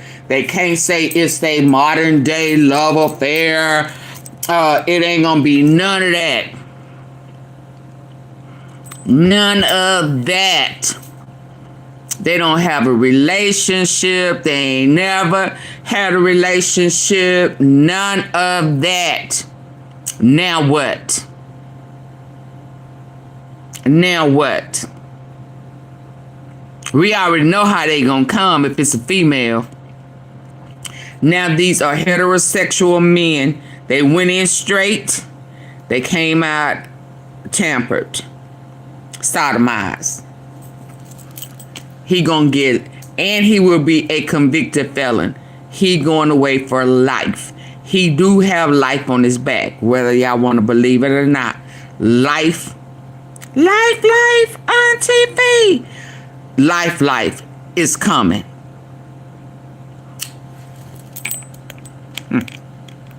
kind of the allegations towards men were really just having to do with the escorts or the entertainers, as they were also called in the criminal trial. But for the most part, it seemed like from what we heard in the criminal trial. And hold up, y'all. This not Lil Rod. This not Lil Rod. Disappointed because they thought it would be a lot more, but really it was just kind of like just different isolated incidents involving two victims, being Jane and Cassie. But it seemed like there wasn't a lot of discussion about male victims in this trial, but there were little points that were brought up in terms of like the civil matters, those including like Bonna and her civil claim, Dawn Richard and her civil claim. I think even during the cross-examination of Cassie, one of the defense attorneys, that would be Anna Esteval, she had asked, you know, was the baby oil laced? And I was thinking back to the civil claims, because a lot of civil claims had, a lot of civil suits had claimed that it wasn't laced. That it was laced. Or the civil suits claimed it was laced, but then in the criminal trial, Cassie had confirmed that the baby oil was never laced with any type of narcotics or anything like that. By the way, Combs' legal team said in a statement to Page 6, quote, Mr. Combs' trial and acquittal on trafficking and RICO charges proves what we have been saying all along. Mr. Combs never sexually assaulted or trafficked anyone. That people continue to broadcast and file false accusations, no matter how heinous and uncorroborated, is unfortunate. But Mr. Combs will not back down. He will fight for as long as necessary to win his full vindication. Yeah, but by it's over, his money gonna be gone, baby. Tackle all these lawsuits, maybe motions to dismiss, maybe try to say, you know, these Jane and John Doe shouldn't proceed under pseudonyms.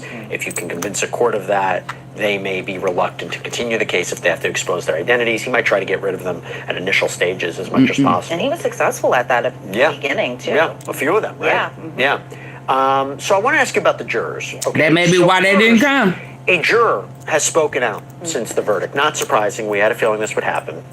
This unnamed juror apparently spoke to ABC and said that the public reaction to this decision, quote, is highly insulting and belittling to the jury and the deliberation process. We spent over 2 days deliberating. Our decision was based solely on the evidence presented and how the law is stated. We would have treated any defendant in the same manner, regardless of who they are. Bullcrap. Nothing else to say. Now, you watch the jury. Bullcrap. Okay? And we'll talk about what an alternate juror had to say too, but you watch the jury. You watch them day in and day out.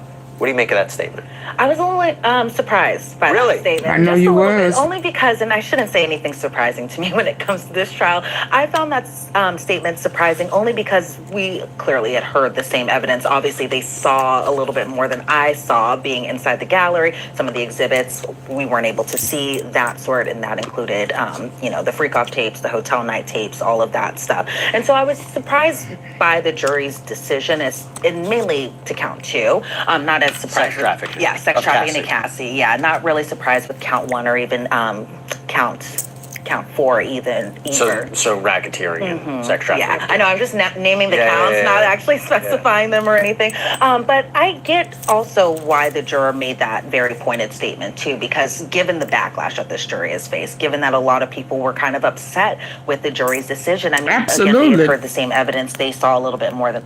All we know is there was no reasonable doubt issue with Cassie mama in that 20K. There was no, excuse me, I just ate some pineapple. No reasonable doubt with Capricorn. It was a couple of them that had nothing to do with sex trafficking and the bribery. Those are the 2, and there's no way you can make me believe that they found reasonable doubt in bribery, or they found reasonable doubt in the extortion of that 20K. So for them to be saying, but you know, it just wasn't DV. Okay, what did you see? Bribery? Did you see extortion with the 20K? Okay, so what was the problem with those? But let's listen. Obviously, I saw, and so I respect the jury's decision. They were able to deliberate. I was surprised that they didn't deliberate a little longer. I'll say that. But, you know, they're regular people, men and women, just like everybody else. Who's ready to go home. The way home. they interpreted it is the way they interpreted it. And, you know, even though I'm surprised by their outcome, I'm not surprised. She knew too. Y'all, she knew too. The law is stated. See, that's what stood out to me. Yeah. Because to me it says, hey, we couldn't magically they didn't follow turn this evidence. So don't get mad at us. Crime that he was don't get mad at the people because we knew y'all through it. Count 4. Don't get mad at us.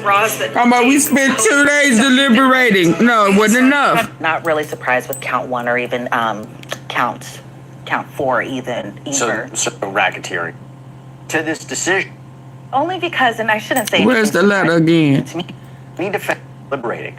Our decision was based solely highly insulted and belittling. No, the jury didn't. You lying. The jury wrote a letter to the people. Come say it in our face. How you think Cassie mama feeling? She know good and damn well she put refinancing on her house because she was told to do it or these tapes was coming out. How you think that what's his name, Garcia guy, feel that Diddy told him here you go, but let me tell you, don't buy nothing big, don't do this, don't do that, you know, don't put the people you know, because that'll be a dead giveaway. He telling them how to defraud the government. Yeah, I mean, we can find some more, but for sure those two. Yeah. So now you're talking about highly, let me let y'all see this, highly insulting. Yeah, we were highly insulted as well. We was super duper highly insulted and belittling to the jury and the deliberation process. Stop playing. We spent over 2 days bullshitting. 25 wasn't even engaging. What do you mean? And our decision was based solely on the evidence. You a lie. You a lie, and the truth ain't in you. Oh, I didn't know they had an attitude. Did y'all know that? Oh, my bad that y'all got it wrong on purpose. My bad that somebody threw the case. I'm sorry. We wasn't supposed to call y'all out on y'all bullshit. Silly rabbit. Tricks up for kids. We saw straight through you and your bullshit. AunTeaFee, you cussing them out? Yes, I am. Let's go. Let's go. We would have treated any defendant in the same manner, regardless of who they are. You a lie. I have nothing else to say. Now, you watch the jury, okay? And we'll talk about what an alternate juror had to say. But you watch the jury. You watch them day in and day out. What do you make of that statement? I was a little surprised by that statement, just a little bit, only because, and I shouldn't say anything surprising to me when it comes to this trial. I found that statement surprising only because we clearly had heard the same evidence. Obviously, they saw a little bit more than I saw being inside the gallery. Some of the exhibits we weren't able to see that sort, and that included, you know, the freak-off tapes, the hotel night tapes, all of that stuff. And so I was surprised by the jury's decision, and mainly to count 2, not as surprised. Sex trafficking. Yeah, sex trafficking to Cassie. Yeah, not really surprised with count 1 or even the victims were insulted. You ain't never lied. So racketeering and sex trafficking. Yeah, I know. I'm just naming the counts, not actually specifying them or anything. They got it wrong. But I get also why the juror made that very pointed statement too, because given the backlash that this jury has faced, given that a lot of people were kind of upset with the jury's decision. I mean, again, we had heard the same evidence. They saw a little bit more than obviously I saw. And so I respect the jury's decision. They were able to deliberate. I was surprised that they didn't deliberate a little longer. I'll say that. But, you know, they're regular people, men and women, just like everybody else. And so the way they interpreted it is the way they interpreted it. And, you know, even though I'm surprised by their outcome, I'm not surprised also by that statement either. When the juror says how the law is stated, see, that's what stood out to me. Yeah. Don't have who crying in October. hey, who they gonna have crying, Smitty? Turn this evidence into a federal crime that he was charged with. I mean, very specific elements of RICO and that's sex why the trafficking. judge We're is in not task with buying it, finding because he him made it guilty crystal of domestic clear. violence. We were in task with finding him guilty of beating Cassandra Ventura. Is it RICO? Is it sex trafficking? And you know, did the prosecution prove their case beyond the reasonable doubt? Clearly they didn't. Yes, they did. Yes, they did. Did you think it was razor's edge? You could say, you know what, I get it. I understand. At the same time, you could say Elizabeth's so mild. She gonna be balanced with it. Because I think it was to me, and I don't know, I'm reading the tea leaves, they probably looked at this and said, it just doesn't fit with what the prosecution's trying to sell. The case. A lot of people say the case was overcharged. I don't know if that's true, but at the very least, 10%. Okay. It seems like they had struggle trying to say there was a criminal enterprise. Yeah. They had struggle saying that there was force, fraud, coercion that was used against Cassie and Jane, that maybe they were willing participants or was consensual.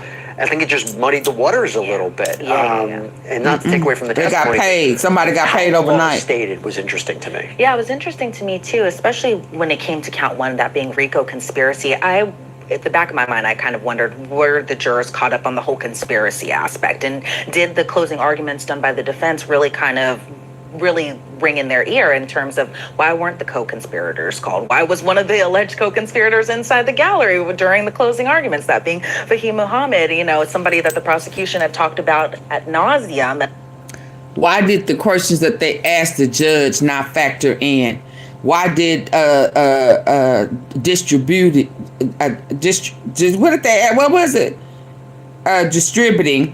drugs? Why was that not factored in?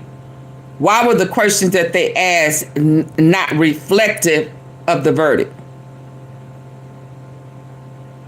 Oh, okay. Drug distribution. In addition to Christina Coram, aka KK. So I think in terms of the conspiracy aspect when it came to the predicate acts of drug distribution and arson and even bribery, I felt like the prosecution made very strong cases for those arguments, especially those particular predicate acts. Maybe forced labor I kind of understood. Maybe some of the other stuff I kind of understood. But I was really surprised that they didn't check at least maybe two of those predicate acts. Exactly. Conspiracy. And so I think the prosecution tried their best to really kind of point it out in terms of the law, and they did. There's no way they shouldn't have got two of them. Argument, but was it enough to sway the jury? Obviously not, by the decision that they made. Whoever got to them and followed their asses home. Not part of the actual deliberation. Spoke out on CNN, unnamed, said, "I understood the final verdict. Reading all my notes, looking back at the evidence, I probably would have reached the same conclusion as the other jurors. We're looking at it from one side." Because y'all had already deliberated beforehand. As he told Laura Coates from CNN, and that he didn't think Cassie didn't seem forced in the videos that were shown. It was actually pretty tame. See, he contradicted himself. He said everybody believed Cassie. Did he not? T-Sippers that was here, did he not say everybody, even the defense, believed her? So now they're trying to act as if Cassie was the issue. He said everybody believed Cassie. Don, no. Jane Doe, no, but Cassie, yeah. So if y'all believe Cassie, then her mama being extorted, Kid Cudi's car when she was trying to leave him, because everybody talking about she could have left. She did. She did. Why are y'all forgetting that she did? And he threatened her. She did. She was trying to leave in the hotel lobby. It wasn't a lobby, but you know. So stop acting like she did not try to leave. There was a couple of times that she did. But y'all don't give her credit for that. There was a lot of rubbing oil and stuff on there. It wasn't anything too graphic. Yeah. What'd you make of that? It was interesting, especially I think that she wasn't buying it. That this came from. This okay, was so that hold on. Kind of, y'all see that she's not buying it. She's not buying it, and she's not even buying George from the jungle. Watch out for that tree, Goofy George. She's not buying it. Let's go, From Elizabeth. one side, it was definitely riveting and eye-opening, as he told Laura Coates from CNN, and that he didn't think Cassie didn't seem forced in the videos that were shown. It was actually pretty tame. There was a lot of rubbing oil and stuff on there. She couldn't leave. Wasn't No, she anything couldn't. too graphic.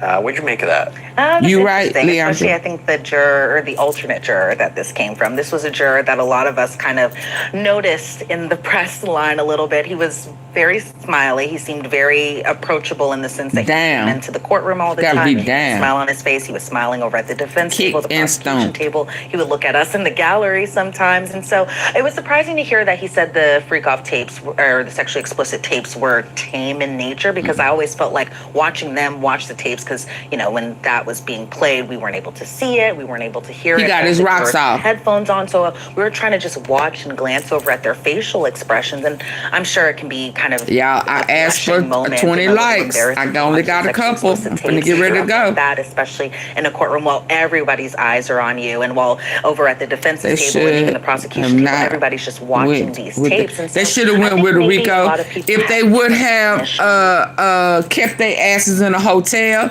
took their cell phones and their equipment, it would have been a whole different verdict.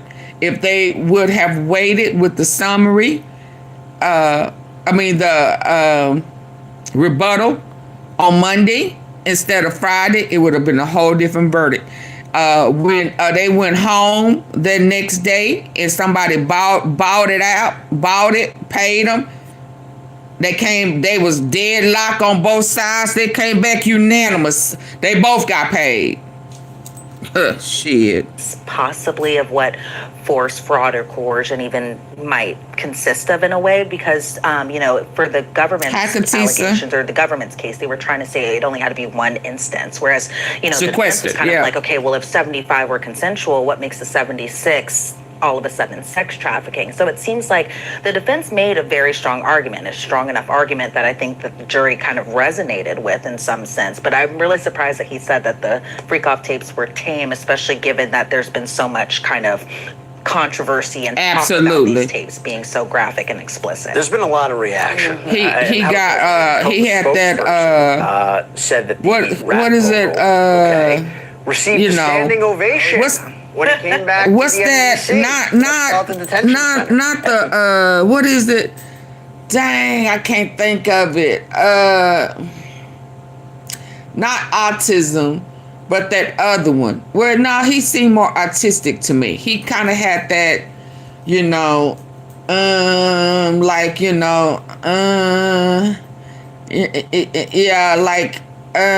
something's kind of wrong, but he's smart.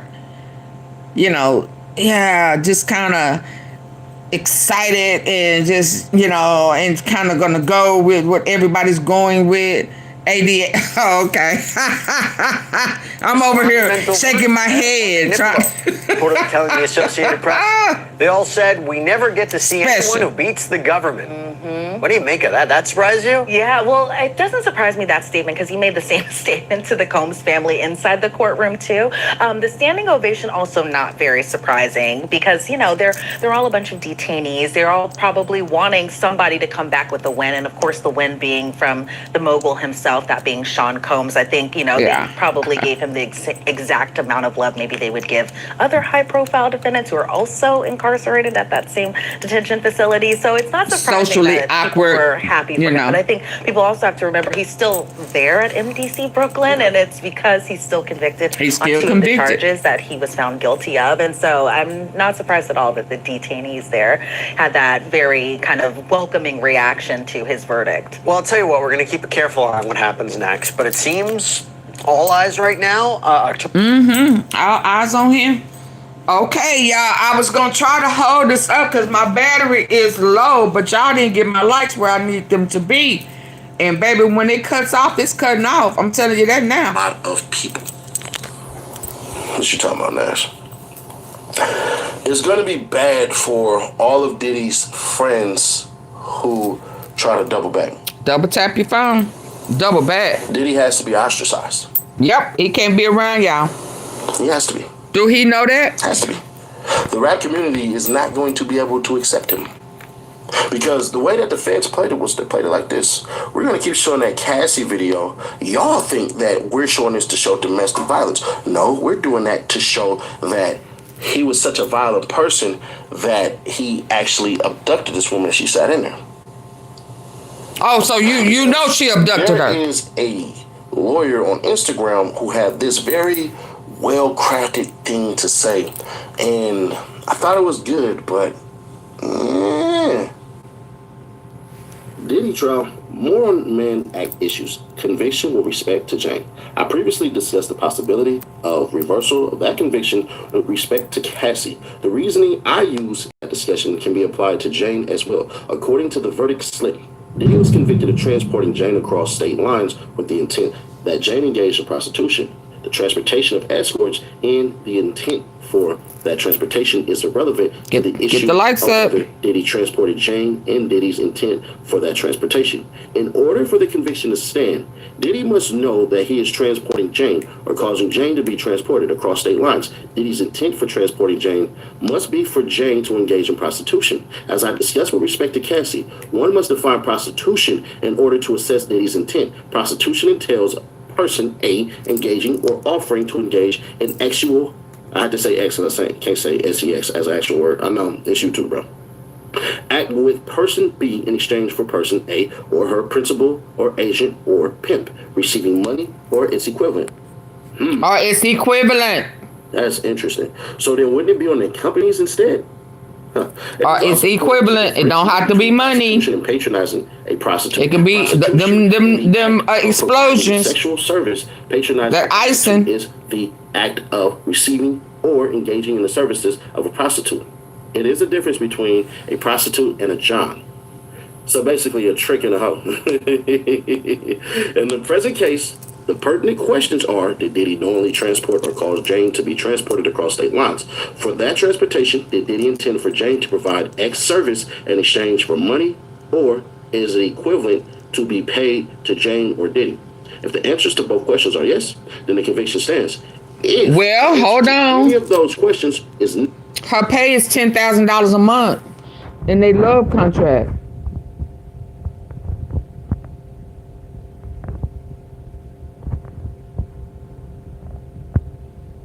She got paid $10,000 a month when she signed that love contract in 2023. Let's go. Oh, then the conviction cannot stand. By my recollection of evidence, there was some evidence of Jane traveling across state lines to meet with Diddy. I don't remember whether the government presented evidence that Diddy paid for the transportation.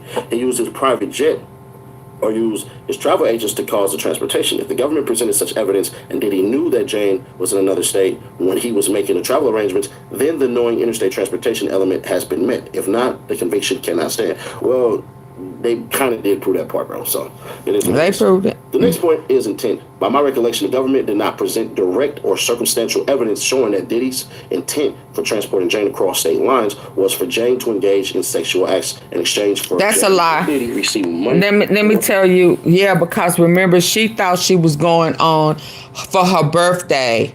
She thought it was just going to be her and him. She specifically said that she did not want to have a freak off. So she thought she was going for her birthday. He had already contacted Jules or Peter or whoever it was. So he knew. She may not have known on that case, but he knew because he's the pimp. It's equivalent. I don't think Diddy received money in exchange for Jane engaging in sexual acts. Not a pimp situation. The fact that Diddy enjoyed watching Jane have sex with the escorts does not mean that Diddy received money or its equivalent. He didn't actually receive a penny. He paid for everything. Mm-hmm. I don't think Jane received money or its equivalent. He got a big old nut. Oh, sorry. Ooh. With the escorts. She actually did it.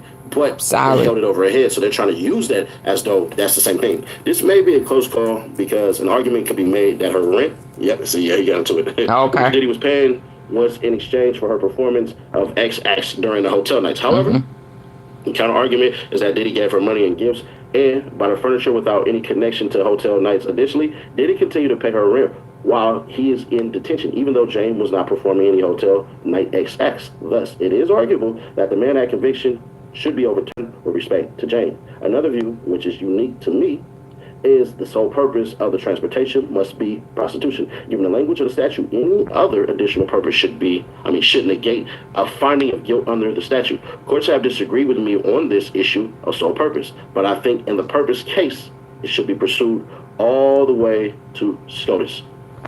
As it stands right now, some courts have held that the main or primary purpose or intent of the transportation must be for the alleged victim to engage in prostitution with the understanding. I thought he couldn't appeal it. They present evidence that Diddy's main or primary purpose or intent for transporting Cassie and Jane was for them to engage in prostitution as opposed to patronizing prostitutes.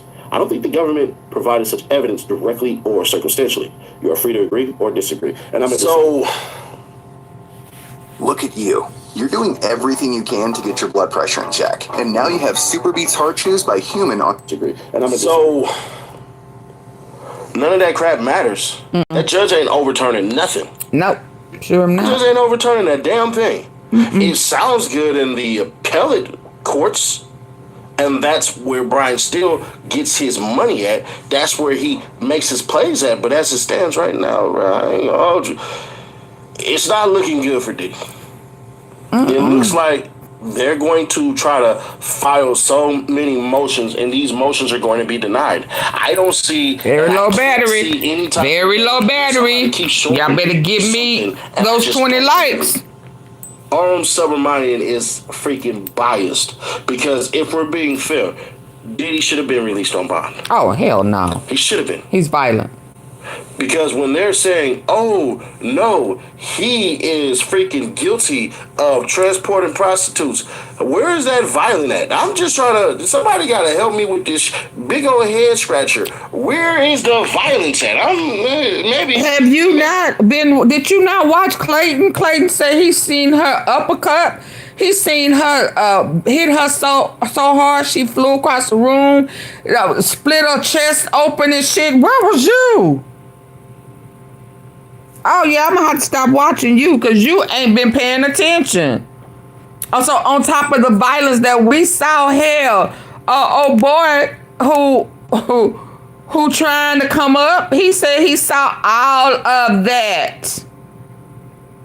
Oh, yeah, and he also said that it was Rico. But then he later on forgot what he said. He said he was witness to the sex trafficking. Where were you, partner? Somebody need to get that clip of Clayton Howard 207 said. Oh yeah, he was there.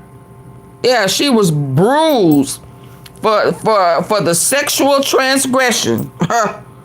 And that's why old boy said that if she was consensual and she was into it, then why do you have to beat her ass in the sex off? Why was her mouth smart? Because she didn't want to do it. Yeah. He slipped. But oh yeah, boo. I don't know where you been.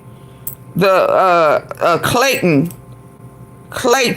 the funny looking Martian looking one. He said he was a witness. He was a witness. I seen it for myself, is what he said. Hold on.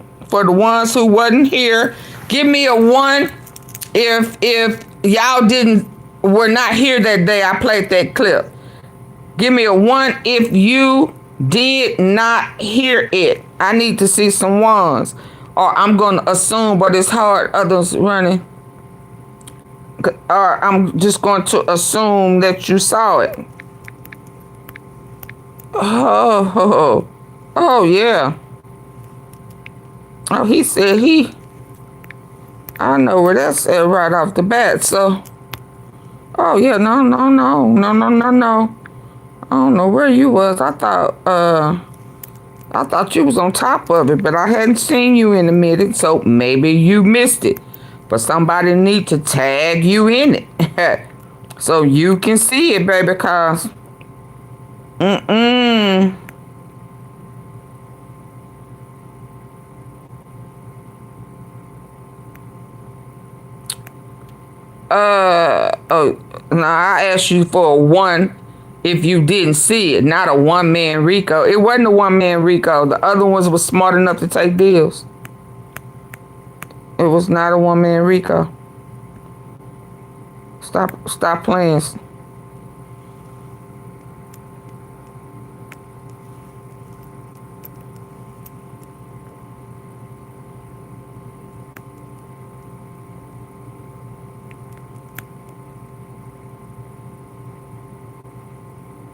I don't even remember what he said.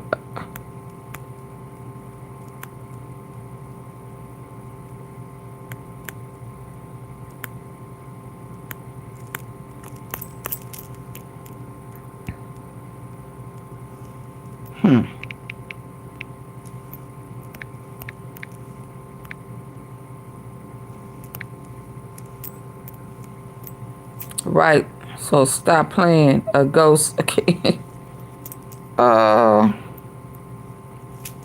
Black. Mind you, I've checked in the Frank Black rooms probably 15 times. Every trust issue between men and women who are involved in a swinger relationship.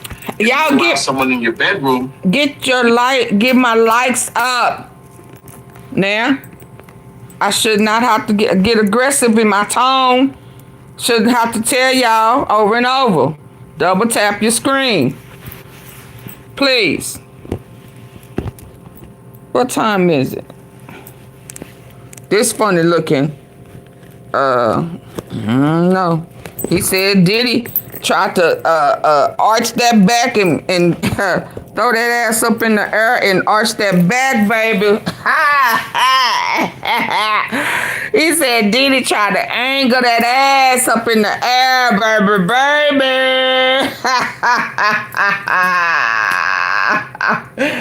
He said Diddy threw that arch, baby, and every time he moved that ass to the left. He moved that ass to the right. He said, enter King.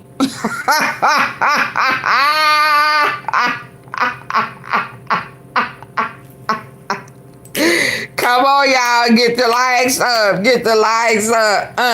Yeah, he said, enter King. No. And then when he didn't take the bait, Diddy got mad, put that ass out. What? Put that ass out. You have to go now. What? I ain't gonna be able to get mine off. What? I thought, you gotta go. But you passed the test. Diddy said, I want to feel that on the inside. I want to feel him on the inside. You're expecting that person to follow the rules. Usually, if you're dealing with a couple where the man is consenting is this right? with his wife, the man is in control of that situation. So if he doesn't want you to do it right, you can't. That's just the swinger lifestyle. If anyone who knows about the swinger lifestyle knows I'm telling the truth. If you've gone out and got someone in your bedroom, I don't want to hear all that. I want to hear you say you heard what you heard, since you want us to believe you. You want us, AunTeaFee and her tea sippers. Y'all better start tapping. Double tap or hit the up button, the thumbs up. Go, she would tell him I'm ready. He would say, okay, you could start. He would watch. She had to tell him I'm ready. She had to tell him I'm ready. But I thought she was willing. I thought she was just, she was her own. I done heard you say command. I heard him tell you to go. I heard him tell you to hold up, wait a minute. Yeah, I thought it was right here. But he would be more of a protective. He would make sure nothing happened to her. He was incredibly protective of her. No, dude, you misunderstood. He was incredibly protective of his scene. He was incredibly protective of his vision in order to be able to get off, because he cannot get off without you guys. But are y'all ready to hear him admit it? You know, although he trying to sue Cassie and Diddy, he really mad at Cassie because he thought he was the only one. I'm the only one. Harpo, you know, he had his Harpo moment. He thought he was the only one. And now you mad. You done slept with your girlfriend when you went to Miami. You done did this and did that. And then you gonna try to say you got somebody pregnant. How you know? She done been with a whole bunch of men. And then you gonna say she gave you something. How you know? You was with your ex-girlfriend, somebody you ain't seen in a minute. You had a whole girlfriend at home and shit that you chose to not be with your girlfriend but to be with Cassie. How you know who gave it to you? Papa was a Rolling Stone. Whoever paid you the most was your home for the night. What are you talking about? But are y'all ready? Are y'all ready? Are y'all ready to hear him? Are y'all ready to hear his confession that it is sex trafficking? The reason you're not going to win whatever lawsuit that you have against Cassie, you're not going to win because you let it slip out that you know for a fact that it was sex trafficking. It don't matter if she was into it or not. The evidence show he was sex trafficking. He said it up front. He forgot about it later on down in the comment. But it came out your mouth. And you let the wrong people hear you with that good ear. I was listening with my good ear. I heard you with my good ear. And you said, you know for a fact. Let's go. Let's go. They didn't put you or Rico on the stand. Well, because they knew we were going to say that she was complicit. And it's nothing wrong with her being complicit. He's still guilty of sex trafficking. He what? Like, look at all the stuff. He what? I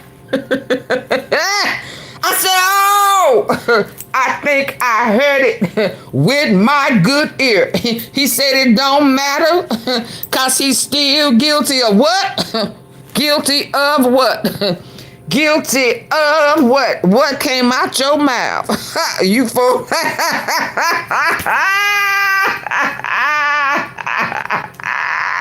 I'm kicking my leg. You know how they do when they start kicking their leg. Oh, I got my handkerchief and I'm wiping my face. I think I heard with my good ear, Clayton, Dave, whatever name you want to go by, I think I heard you say with my good ear that it don't matter, he's still guilty of sex trafficking.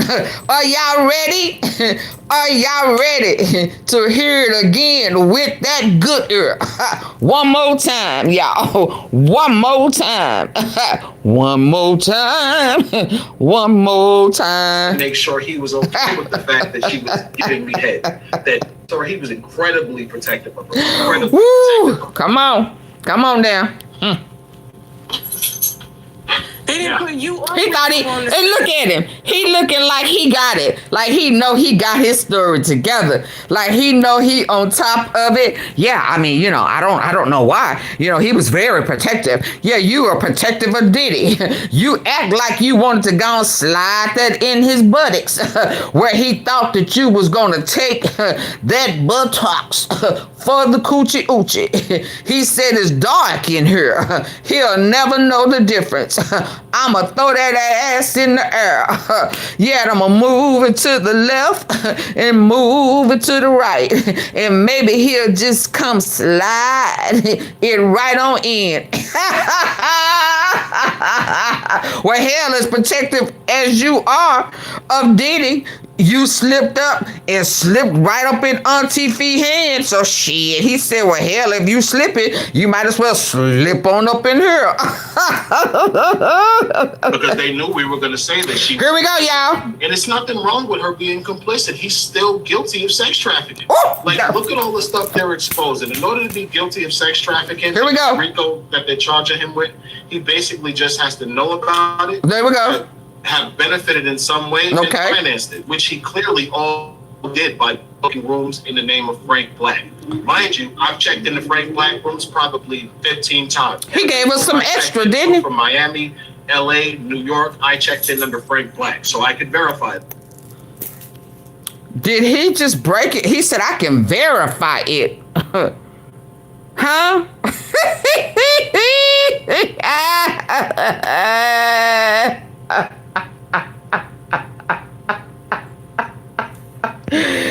Did he not just confirm? It don't matter if she can place it or not.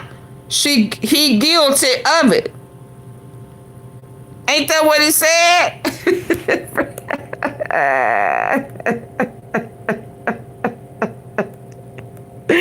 And then broke it down.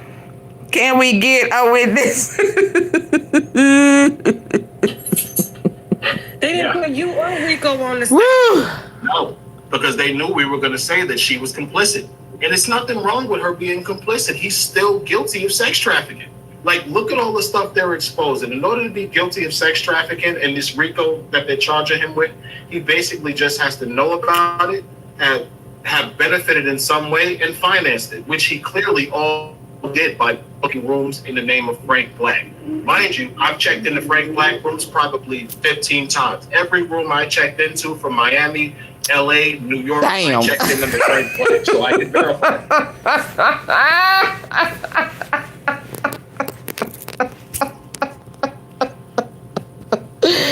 And baby, they don't practice their little story together. All them hookers, they was trying to be in sync, baby. They thought they had it airtight. We gon' zero in on Cassidy. Got 30 million, 20 from Diddy, and 10 shit. I need some. Give me some of that, huh? So he had it all lined up, baby, and just fell right on up in my hand with my good ass Earl.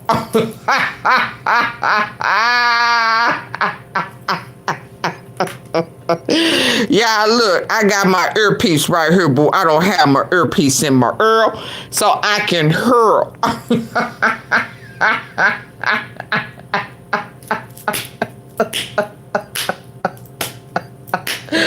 Oh, how funny. He thought, baby, he had that little Simple Simon ass look on his face like, well, you know, I don't know what the problem is. I mean, because he knew that we were going to say this. I mean, because she was complacent. I mean, there's nothing wrong with it. I mean,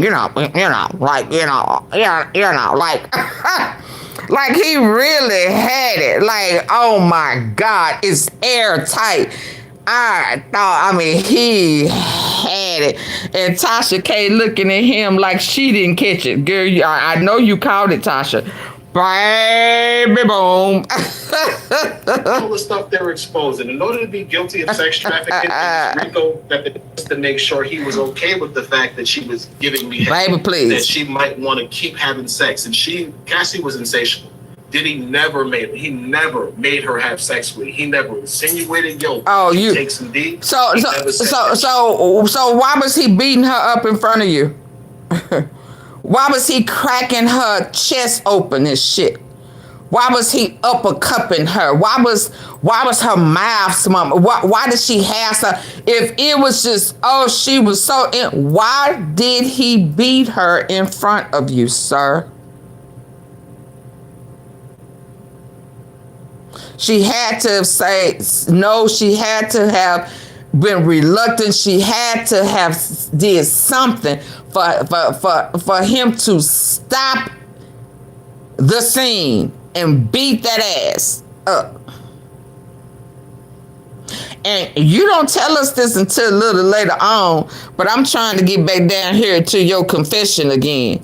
Yeah, and then is that guy standing while everyone else is standing? Once they give that's Jonathan Ice. Me 10 more likes, then I could take him down to her being complicit. He's still guilty of sex trafficking. I love it, y'all. Y'all know I cannot get enough of that, baby, cause it's that look. Lifestyle knows I'm telling the truth. But he would be more of a benefited in some way in my face. It's this look. It's this look. This dumbass look. When he started being, it's his look, y'all. When he think he won up, like he on top. They didn't Look. you or Rico on the stand. No, because they knew we were going to say that she was complicit. And it's nothing wrong with her being complicit. He's still guilty of sex trafficking. Like, look at all the stuff they're exposing. In order to be guilty of sex trafficking and this RICO that they're charging him with, he basically just has to know about it, have benefited in some way, and financed it, which he clearly all did by booking rooms in the name of Frank Black. Mind you, I've checked in. And oh my God. Somebody gonna tell him, but you said that he was guilty. He's gonna be saying, no, I didn't. I didn't say that. I would never say that. Why would I say that?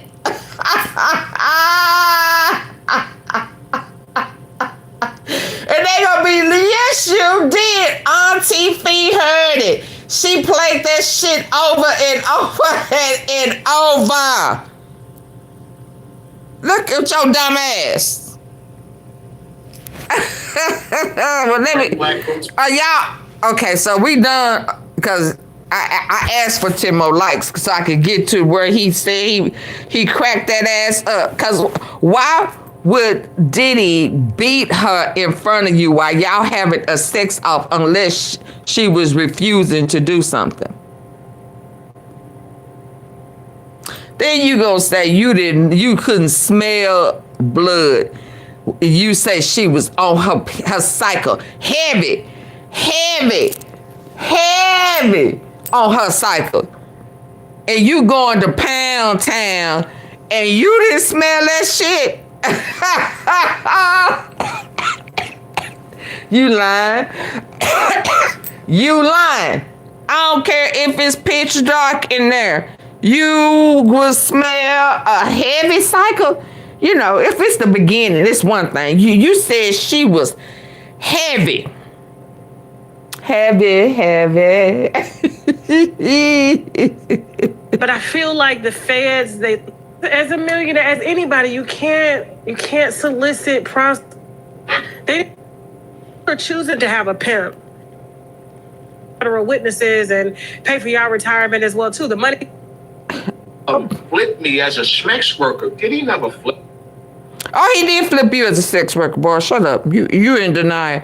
AunTeaFee, make his confession into a short. I thought I did, so we can.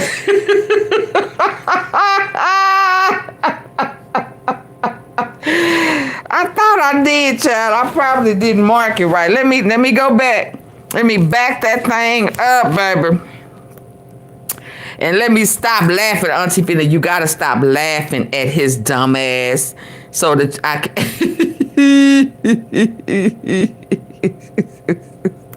He never made her have sex with me. He never insinuated, yo, why don't you take some D?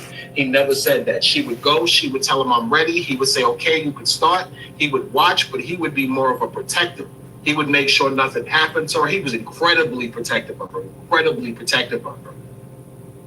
Look at her. They didn't put you or Rico on the stand. No, because they knew we were going to say that she was complicit. And it's nothing wrong with her being complicit. He's still guilty of sex trafficking.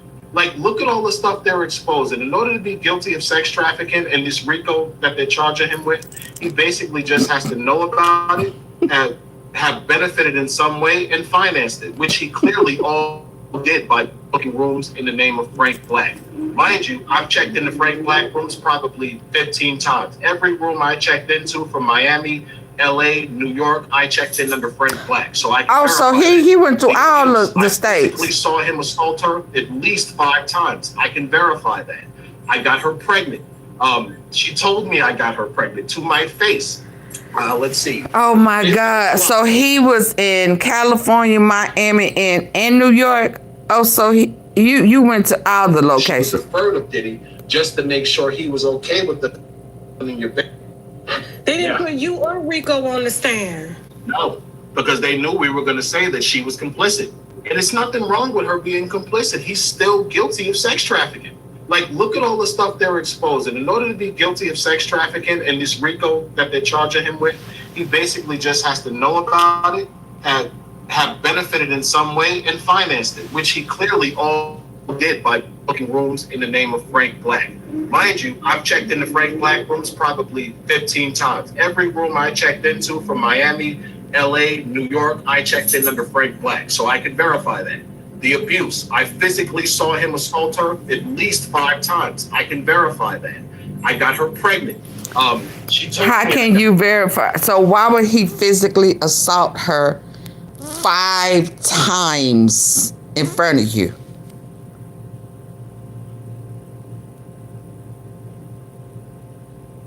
Five. If she was saying something smart, or she was doing something she didn't want to do, or he was 5 times while y'all was having a freak out.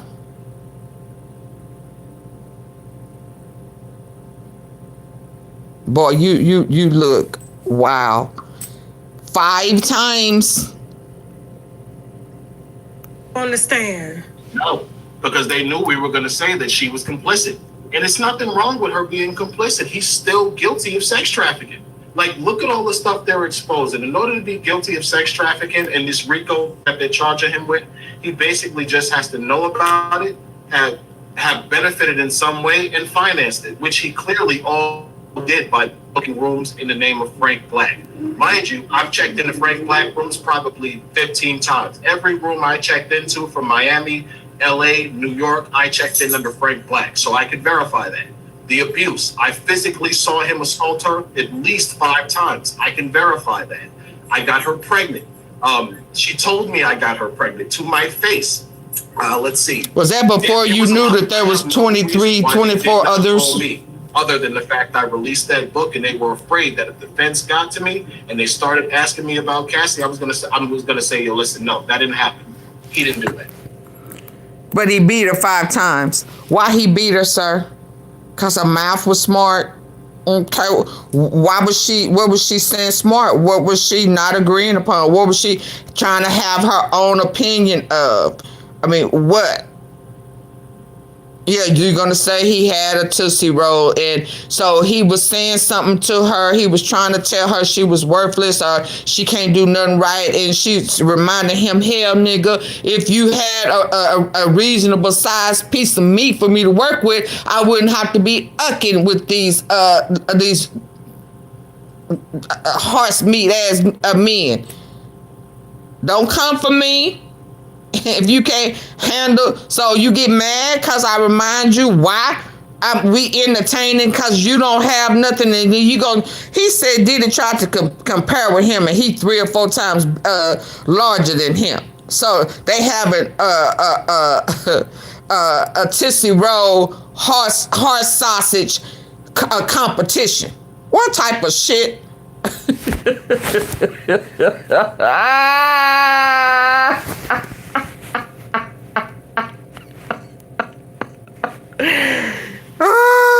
Y'all, for the guy, this guy is making it up as he go along. Yeah, but he slipped up and let me hear it with my gooder. I mean, do we need to hear anything else from him? I don't even want to take y'all down to where because he said crazy stuff. There's no way. Yeah, I'm finna go. What time is it? It's 11. What is it? 11:28. Y'all too hard-headed for me. Y'all think fat meat greasy. Y'all don't think I'll hang up on y'all in this. Oh, okay. What else? Because that's all I need from him is that I caught him slipping. I heard it with my good ear. So whatever he think he finna get, he ain't gonna get a dime. I mean, if you think Cassie owe you because your feelings hurt because you thought you was the only one and you jeopardized your real relationship to go to a freak off, and oh yeah, and Lord, let me get down to where Diddy called him on his cell phone. He had a whole personal. I can't lie. Yeah, you manipulating her. She's letting him manipulate her, but he manipulated you too. She always wanted kids. He manipulated you too, sir. You went in the stripper and came out a hooker. At the time, you know, he was younger. He was more attractive. You know, just like me. I'm older now, but at the time, he talking about Adi. He talking about Adi. From Miami, was in Miami. He was in Hawaii. Like I think they or something. Yeah, okay, right here. Diddy call him like he called the other guy on the cell phone out the blue. He got a new fool that he need for you to come. Huh? He calling you on your personal phone? He didn't go through the agency? Oh, so y'all cool now. Y'all have I need 5 likes. I need 5 likes. Did he think he was? Yeah, he thought he was the only one. I don't know why they didn't call him to the stand. They didn't use Rico. They didn't call that Dunn. I call him in so many lies. Hell, Diddy called him for Jane Doe when he needed Dunn to convince Jane Doe into this lifestyle because she wasn't going and she thought it was just, you know, role play one time. So Diddy called him on his cell phone. He didn't even know Diddy had his number. Yeah. For him to explain to her, you know, what they got going on. Yeah, we got me and Mrs. Jones, me and Mr. Combs, we got a thing going on, huh?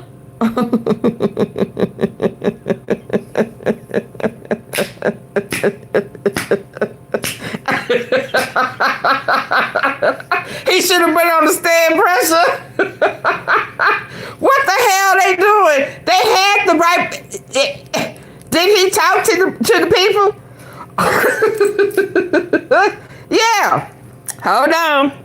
Be wrong because I believe it was like 2019, but I believe he called me for Young Miami when he called me in 2019. That's probably where you got 10 years. He called him in 2019 for Young Miami. Diddy called him. So all of this, they always put it together. No, I busted Dunn, the dealer. Diddy called him initially for Jane Doe. And Diddy called him for Young Miami. He was finna turn her ass out too. Because I actually knew Puff for 10 years, from 2009. Escort that your rich ex-boyfriend paid to bust you down. Now you're gonna have a trick baby. A trick baby. At that point, I would never sleep with her unprotected again. I had found out she burned me with chlamydia, and I believe it was like 2015. It wasn't after where you got 10. Was it after you? From 2000. Well, the last time. To be happy, she always wanted kids. I remember when she didn't want a trick baby. The last time. You said that Puff had called you for Young Miami. I believe it was Young Miami. I don't want to be wrong because I believe it was like 2019. Won't he do it? He called me for Young Miami when he called me in 2019. Hey. That's probably where you got 10 Ty years. Diane. Because I actually knew Puff for 10 years, from 2009 to 2019. Okay. When it's the last time he called me, he's like, yo, what's up? What you doing? I was shocked. I hadn't heard from him since 2017. I'm like, whoa, what's up with you? He said nothing. Y'all want to see if you want to come to Miami. We want to know what's good with you. So I'm assuming it's... Listen, y'all, when I tell you Miami has to be coming. Do you hear me? Miami. That's why we took a road trip earlier on this live. We went to Star Island. We rode down the street. We saw the neighbors. We saw Gloria and Iglesias and whoever, Esteban, Rick Ross. We drove down. Star Island Avenue. Cause Star Island coming next. That's the next indictment. You hear me? Hello, Eric. Hello. How the law works. Florida wasn't brought up in there. They said California and New York. Remember California when they started taking our stuff? California, New York. Star Island gets its own indictment. Starring the men.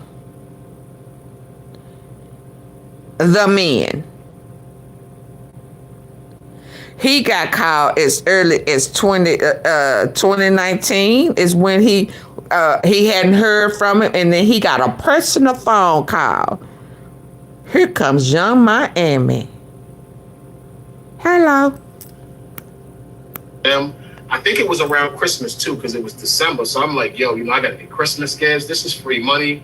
I could bust it down. I'm gonna wear a condom, because at that point I would never sleep with her. Oh, he hasn't.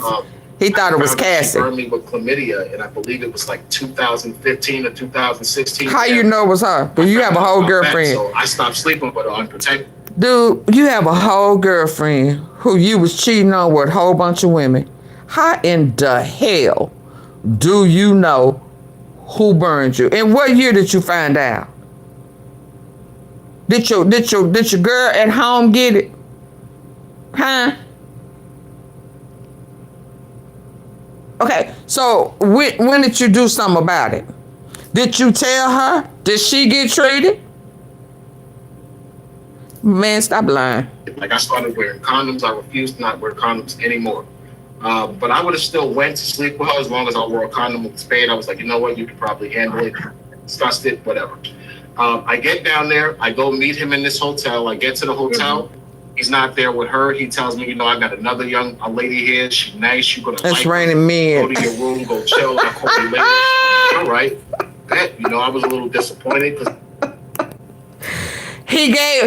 she gave him, but he was still gonna hit it. He was still gonna hit it though. I was still gonna hit it. Hell, and if it got too good, round 2, 3, 4, and 5, if they ain't have one, hell, shit. I'm just gonna take my little antibiotic and shit. I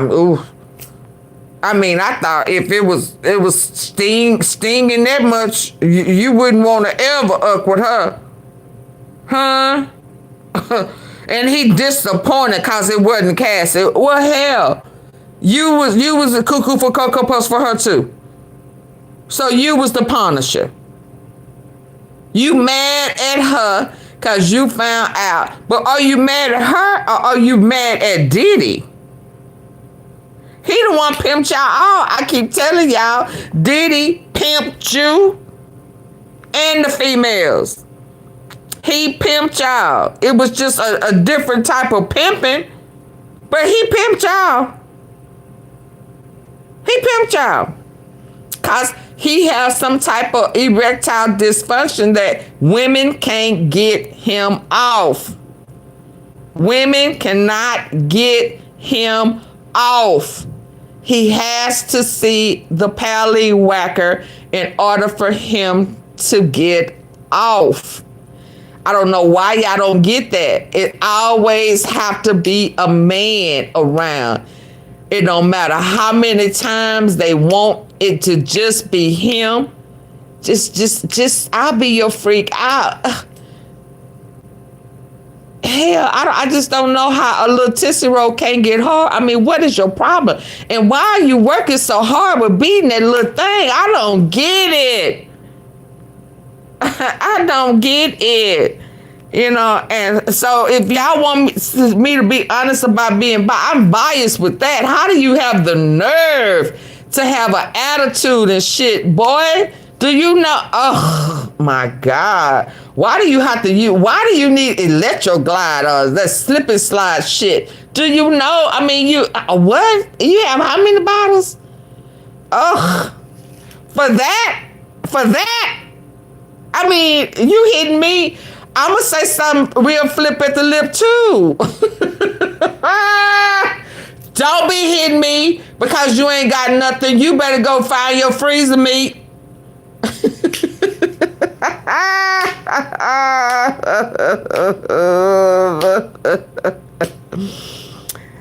I believe him. I believe him when he slipped up.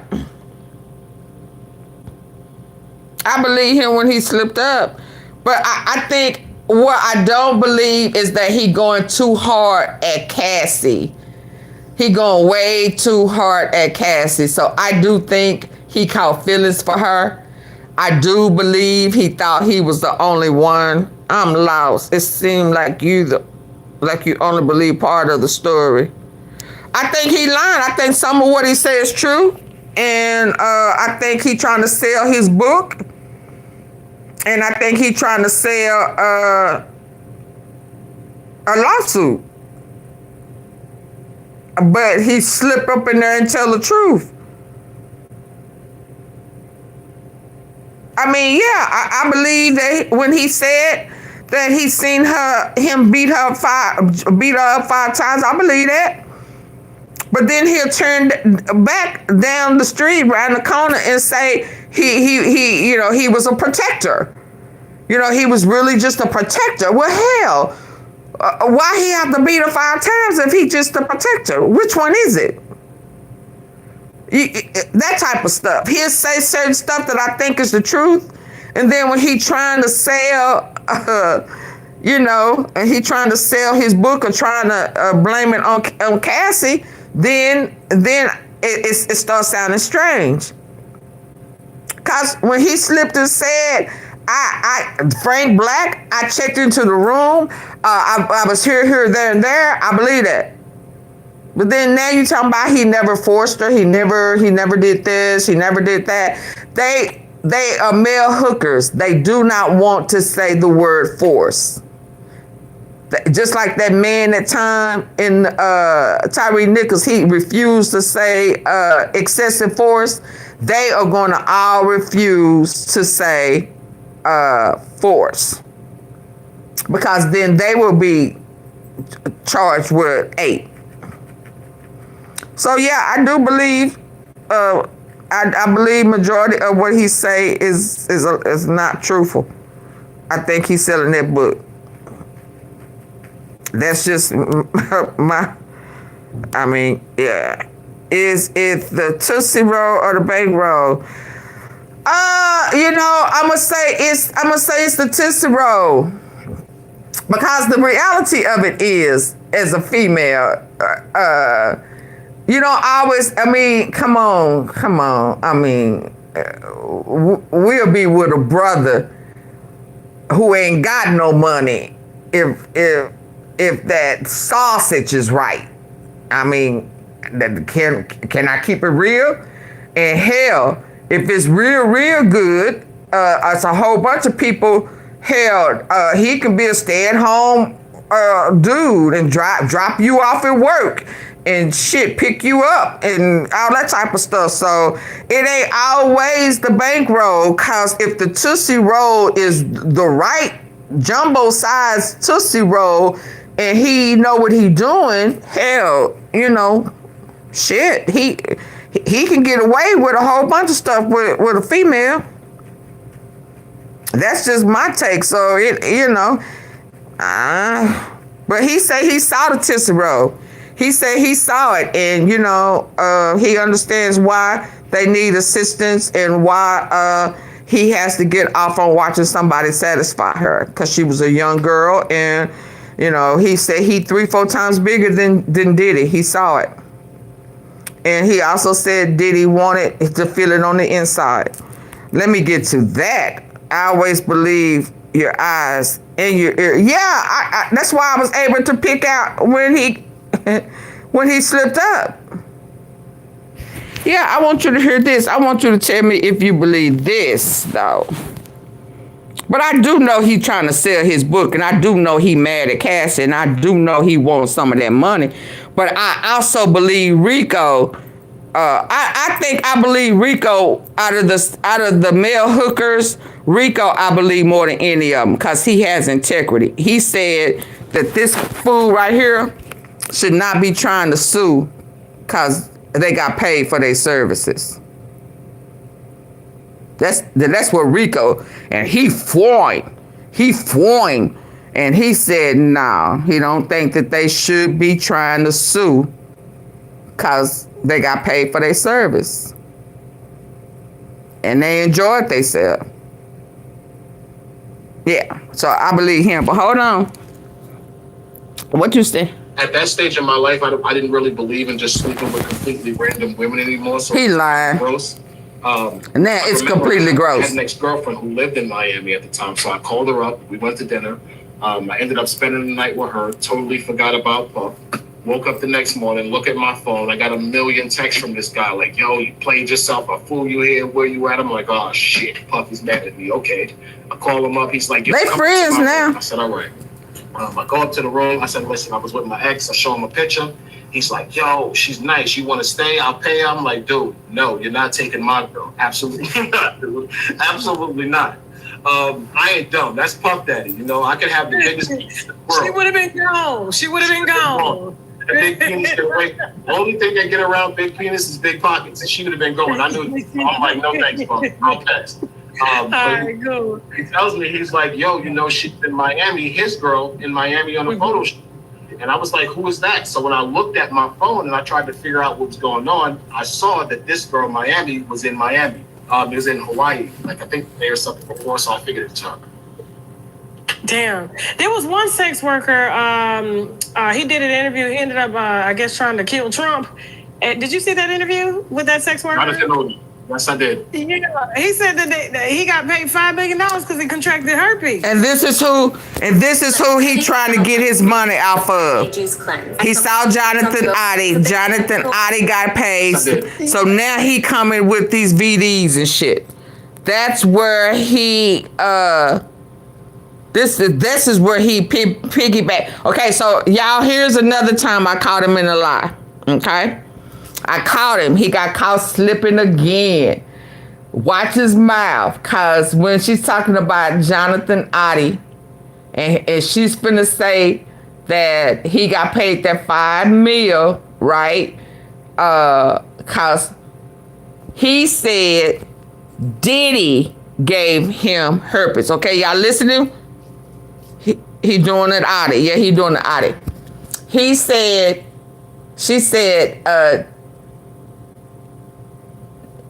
Diddy. He said Diddy gave him herpes. He did not say Cassie. So he gonna slip and say Jonathan or Oddie. Then he gonna remember he's supposed to say Cassie. Watch him. Watch him.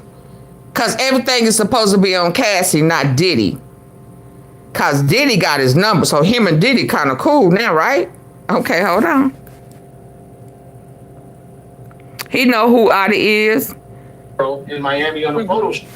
And I was like, who is that? So when I looked at my phone and I he doing the Oddie. What's going on, I saw that this girl, Miami, was in Miami. It was in Hawaii. Like, I think they were something before, so I figured it's her. Damn. There was one sex worker, he did an interview. He ended up, I guess, trying to kill Trump. Did you see that interview with that sex worker? I didn't know. Yes, I did. Yeah, he said that he got paid $5 million because he contracted herpes. From Diddy? From Cassie, Diddy. I believe him. He's the one who... Y'all see him? He's the one who... I saw that Cassie. I knew that the things he was saying was the truth because I was in Hawaii. Like, I think they were something... Yeah, did y'all see it? He said from Diddy. Oh, I mean Oddie. I mean Cassie. He did an interview. He ended up, I guess, trying to kill Trump. Did you see that interview with that sex worker? I didn't know. Yes, I did. Yeah, he said that he got paid $5 million because he contracted herpes. From Diddy? From Cassie, Diddy. I believe him. Not Diddy. He's the one. No, it was he's Diddy. The one who, when I saw that interview, I knew that the things he was saying was the truth because I didn't see Jonathan Oddie's interview until 2021. And when I saw it, he said I was a sex slave for Cassie. It was like, oh my God, this guy's talking about my life. This was me. Who the hell was making this shit up because he was like gonna kill Trump, and then he comes out with this interview talking about, yo, I was a sex slave, and we looking like, what? Where the fuck they get this dude from? Like, But at the time, you know, he was younger, he was more attractive. You know, just like me, I'm older now, but at the time I was bigger, I was younger, I was more attractive. It was easier if you were in that lifestyle and you had a certain type of body, the physique, the chest, the arms. It wasn't really hard to be noticed by the right people. So I got noticed by Cassie, and that was pretty much history. So, Jesus Christ. How did... Really like a constant, it was like being in hell, being constantly tormented, like it's not an honorable profession, especially if you try to do it. And you know, coordinated in her mouth. Like and I was stupid, I was young, I actually believed that because I beat Daniel Phillip, I was... He thought he was the only one. I watch a lot of forensic TV, so I would get scared. I'm thinking he's using my DNA to try to set me up, some crazy shit. And I finally like flipped out on him, like, yo, listen, I'm not giving y'all no more cum. Y'all taking my cum, y'all going to the next room. Like, what the hell y'all doing with my cum? It's creeping me out. She told me that she used to drink it because he liked to see her play with semen. I said she could do that in front of me. Orgasm inside. Didn't I tell y'all that they had a hole down there in that tunnel and shit? They have a whole Dr. Jekyll, Mr. Hyde room with all they semen and shit.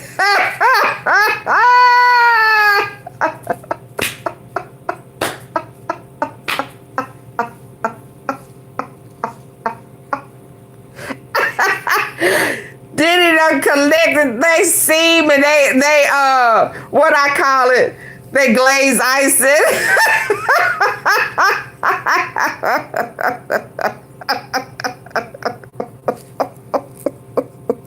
So he trying to do a Jonathan overthinking the case make you fumble.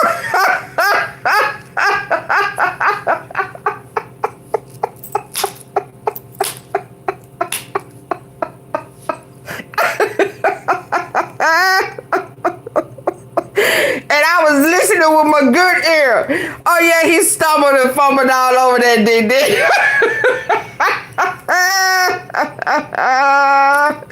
They got, I'm telling you, they gonna go down there and they gonna find it. They gonna be like, oh my God, what is this? Is that mucus? I mean, what the fuck? He got Dave on it.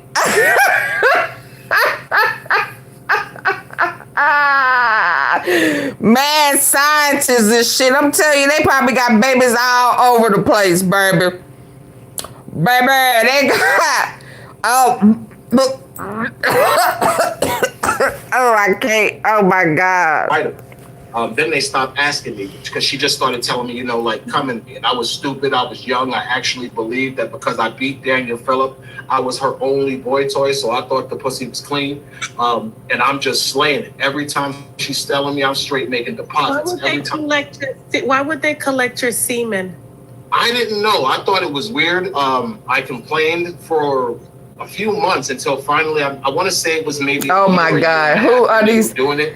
And you think that Diddy didn't pimp all y'all? He pimped y'all for your position, and he pimped you for your semen. So what did Diddy get out of the deal? He got their semen.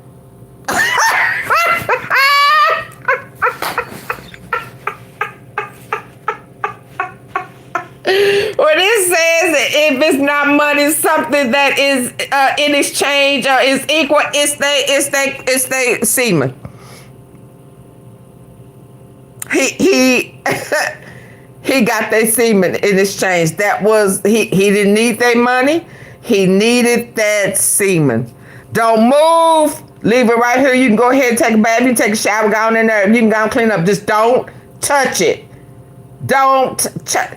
There is not one female I know on God's green earth that would voluntarily do that shit unless they were being forced to do it. We are not gonna even think of leave that snotty shit on us like that just because. No. Complain to who?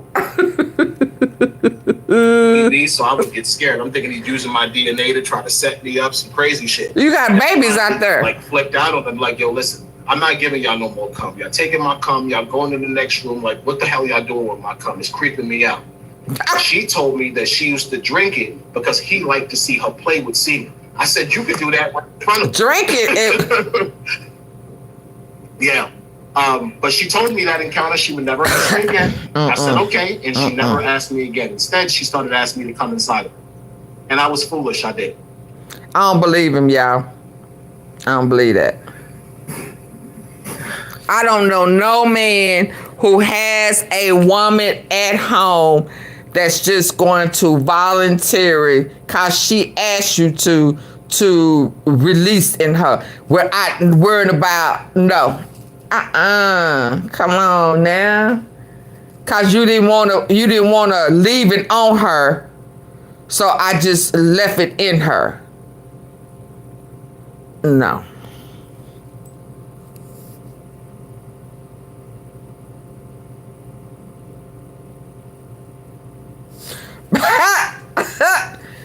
I mean, I guess it makes, I don't know. I need to ask, I mean, Diddy need to do a tell-all book. What did somebody else's, I mean, did he think it was going to make his thing grow? Which one of them said that, it was Rico. He thought old girl was coming in the shower to get cleaned up. And when he went back in there, Diddy was going to work with his semen. Reuse semen. What? And y'all taking up for Diddy? Shit. He uses reuse semen. Give me that. What's the name of the book? I don't want to hear that. I want him to get to. I know things about her now that I know the situation. Before we go, the biggest thing for me, I gotta let y'all hear this. Is on their word. You know, when they tell you they're gonna do it. She demanded you come, so she had sex with you. He was like, "Yo, it was wrong. I'm gonna give you some money." He tried me once. He tried it once. Let's go. Let's go. Let's go. What do you mean? You're saying that Diddy, Puff Daddy, Sean Combs, tried to what with you? He didn't try to what with me. He tried to psych me out into fucking him. I don't want to blow up my whole book, but I'll tell you. And y'all they're gonna buy it anyway. Still believing, and he tried to trick him. Link we support up over the here. Hooker Flash said he tried to wipe it. On the tile. I wanted you to be able to say what and the she fuck said, burying the shit. Thank you for that. Thank you very much. Leave that. That's what we over here for. Okay, so Diddy tried to do what to you now during the free call? Okay, so in I want to say it was 2015 or 2016, I fly to Miami to meet them. I think it was March 2016 because I think it was Cultural Weekend. There's like a huge festival that goes on in Miami for the music industry every year. Okay. So I out there, I go meet them at the one hotel, the SLS. That was the hotel I met them at. Okay. They're in this penthouse suite overlooking the Miami beach. He's high out of his face. He's rolling. He's high on ecstasy because I can see his eyes rolling. He's high out of his face. Let me go to sleep. I and Cassie go out on the balcony. I'm naked. Cassie's naked. You know, we're both in amazing shape. He's like, yo, y'all motherfuckers look good. Yo, you look like a god. And he's doing all of this complimenting, which was weird because I'm like, dude, I'm naked and I'm standing naked with your girl. I see why the prosecution did you. Cassie had some sense. She's like, listen, you are too, no, you got to go inside. Because paparazzi watches. If they catch a glimpse of me with a naked chocolate man like you, I'm going to have a problem. She brings me back inside the suite. She goes into the master bedroom to get ready for the freak. So while I'm waiting in the living room, Puff pulls out the piano seat. He sits at the grand piano behind the door and he starts, he gives me a joint. So, you know, he and I are sitting there smoking a joint. He says, yo, you got any kids? At the time, I had no children. He was like, yo, what you doing with yourself? He said, yes, you do. I got your sperm. There's, you know, basic bullshit conversation. So he sits there and, you know, he's like, I can tell he wants to ask me something. So I'm like, yo, what's wrong with you? And he says, yo, you know, nah, never mind. I said, yo, just speak your mind. Like, what's wrong with you? He was like, yo, so are you gay? I said, what? Oh, no, this Where what did that just come from? Why would you even ask me something like that the way I'm busting your shorty down? So I got angry. And I start cursing him out. I'm like, yo, you're a freaking weirdo. So I'm going off on him. Cassie comes out. She's like, yo, what's wrong? I said, yo, this guy just asked me, am I gay? Like, what type of shit is he on? So she looked at him. Is this the same she was one? Like, don't pay him no attention. He's high. And she laughed it off. So I'm thinking, you know, whatever. I'm still going in on him, though, because I believe strongly that he asked me because he wanted to see if I was going to sleep. So I still kept going in. The thing about Puff is he doesn't like negativity. He'll give you money to shut up.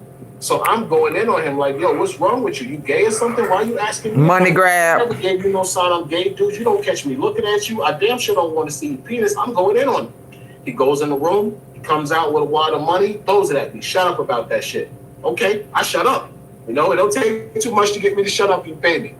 Fast forward to the freak off now. So now he wants to have the freak off. He wants the voyeur. He wants to watch.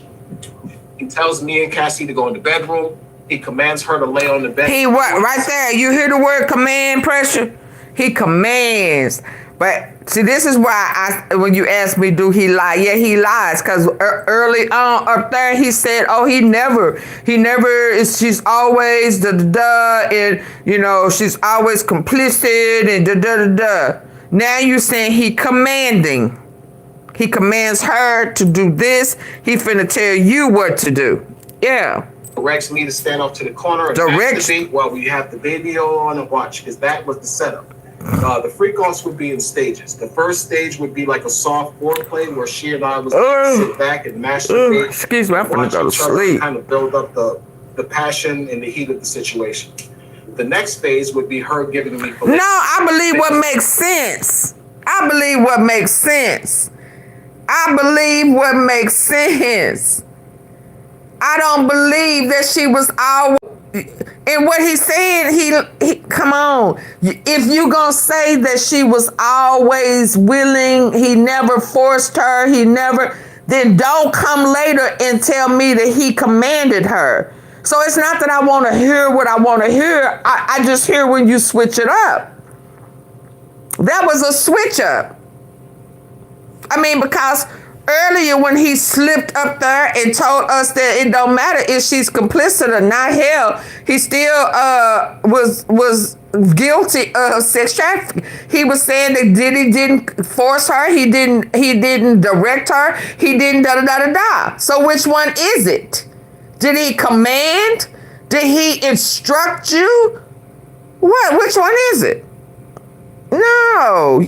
You got to stay solid. You can't switch it up because I'm going to remember what you said. Right. So stay solid. So if it's a ball, it's a ball. If it's a strike, it's a strike. So don't switch up your story. Stay solid with your story. Period. He switched it up. He said he never forced, he was never demanding, he never. But then he used the word command and instruct. That means that you cannot do what you want to do. He told you to go over there and masturbate. You go over there.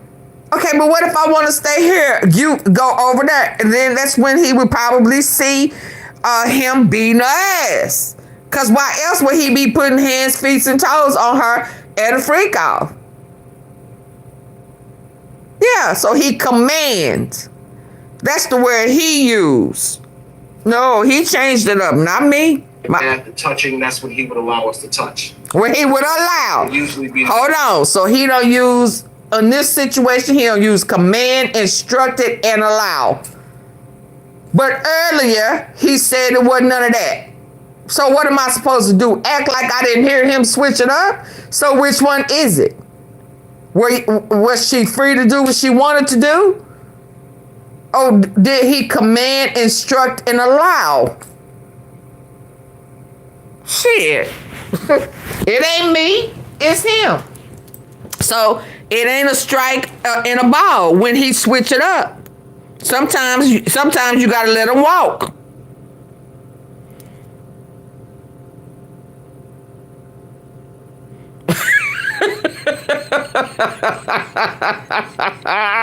I can't do nothing with him. Oh, he's now talking about an opportunist. And the intercourse would usually be the final stage till climax. When she climaxed, because she always used to climax before me until we started getting meetings. He directs me to stand off to the corner and masturbate while we have the baby on and watch, because that was the setup. The freak-offs would be in stages. The first stage would be like a soft foreplay where she and I was made to sit back and masturbate and watch each other. You ain't lying. The passion and the heat of the situation. They would eat his ass up. The next phase would be her giving me fellatio. Things like that, the touching, that's what he would allow us to touch. The third phase would usually be the intercourse. And the intercourse would usually be the final stage till climax. When she climaxed, because she always used to climax before me until we started using the excessive amounts of baby oil. And then that would usually wrap up that session into another session, which would probably be 20, 30, no more than 30 minutes later, because she was high and she would need to do this. So during this encounter, she was high and she was what? She and I are... Hold on. She was high and she was what? Build up the passion and the heat, her to lay on the bed and play with herself. Kept going in. The thing about Puff is he doesn't like negativity. He'll get He directs me to stand up to the corner and masturbate while we have the baby on and watch, because that was the setup. This is a Rico by itself. The first stage would be like a soft foreplay where she and I was made to sit back and masturbate and watch each other and kind of build. It almost sounded like he said in the heat of the situation. Hold on.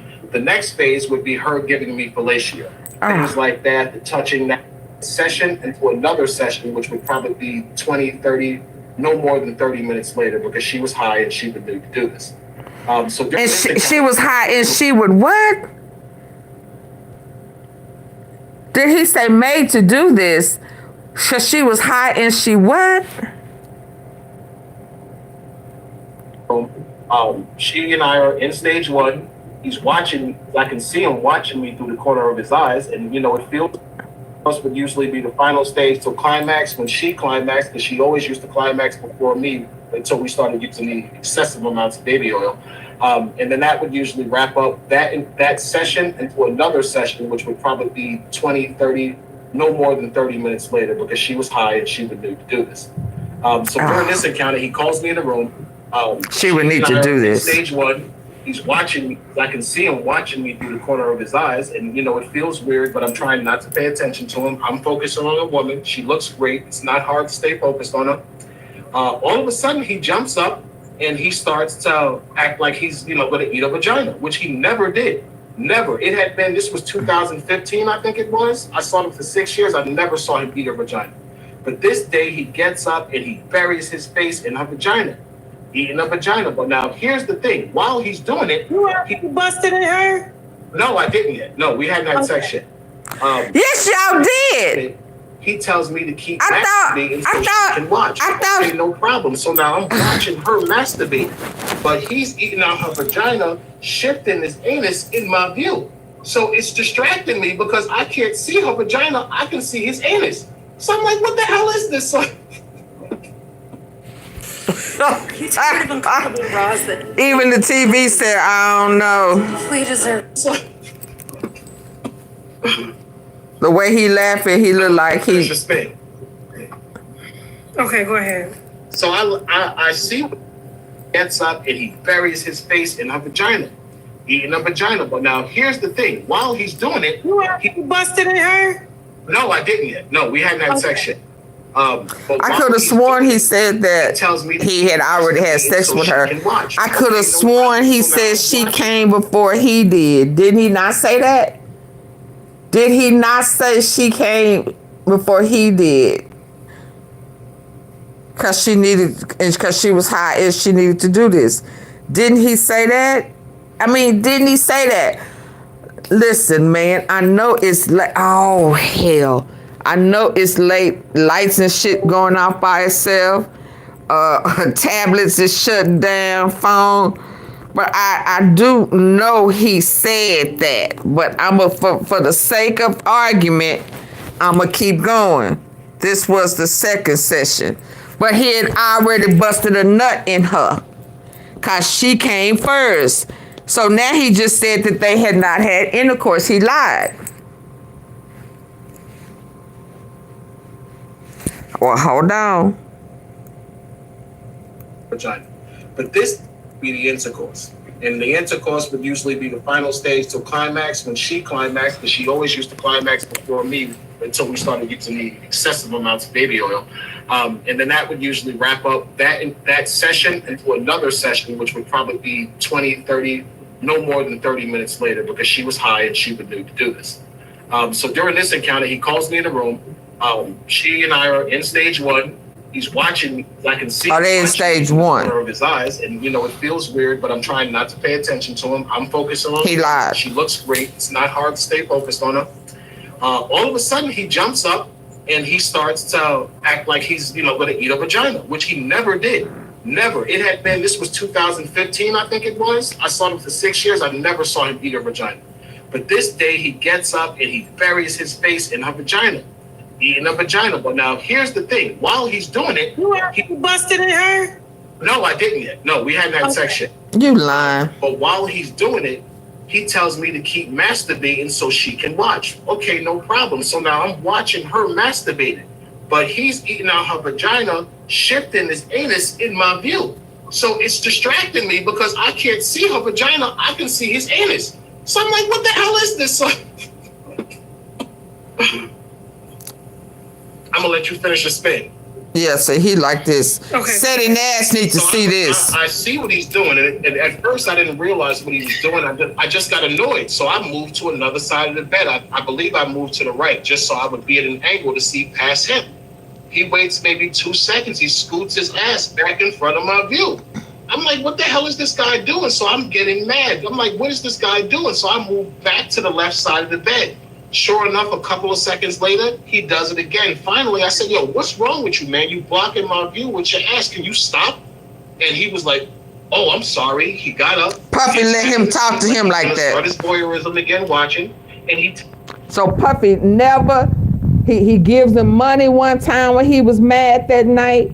And he saying, man, what the fuck? So now he getting smart at the mouth. Diddy don't do nothing to him. Nothing. He don't say, man, who the fuck you think? He don't snap, crackle, and pop. But he beats her ass. But he just let him have his way. So Diddy a whole up in here while he's putting his butt to the left or to the right. While he trying to twerk.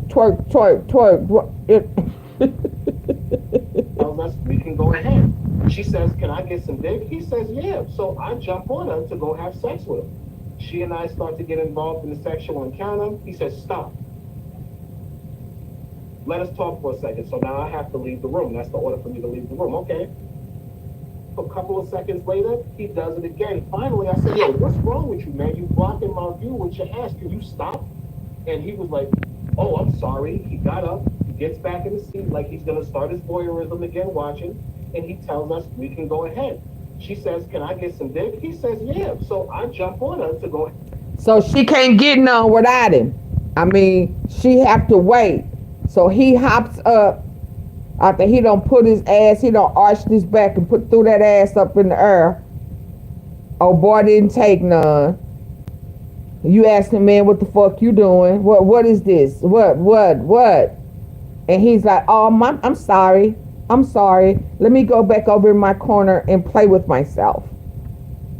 Okay. So then she has to ask Big Daddy, can I get some? I thought she was free to do her own thing. Why is she asking Big Daddy, can I get some? Can I have some D? So it's like he let the dogs loose and said, shit, go ahead. And then they just run in. They just go at it.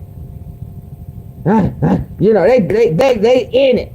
But so she can only do things on command. Come on. On command. And then he stopped her. Sex with her. She and I start to get involved in the sexual encounter. He says, stop. Let us talk for a second. So now I have to leave the room. That's the order for me to leave the room. Okay. I'm outside. I'm going to be honest. I was I was already involved in sex with her, so I was hard. You know, I'm kind of horny. I'm like, you know what? Let me just get it out, so I'm not standing here all hard dick, looking like an idiot when she come out here. Simon say. Catches me whacking off. Simon Diddy say. At me. She's like, yo, you gotta go. I'm like, I gotta go. Why? And she's like, yo, you gotta go. I'll see you later. She's like, yo, you passed though. And I said, I passed. What do you mean I passed? She was like, yo, you passed. She gives me a big hug. She kisses me. She says, yo, you passed. When I call you later, it's going down. I was like, all right, whatever. I left. I started walking around the strip. I didn't really know what she was talking about till probably later that night when I thought about it. Why is he doing that? Because he was trying to entice me to make me think that his asshole was the same as her vagina. And he was hoping that I might have been high and did it. But I wasn't. So that's the only time he propositioned me. Well, Okay, ladies and gentlemen, have I not given enough tea tonight?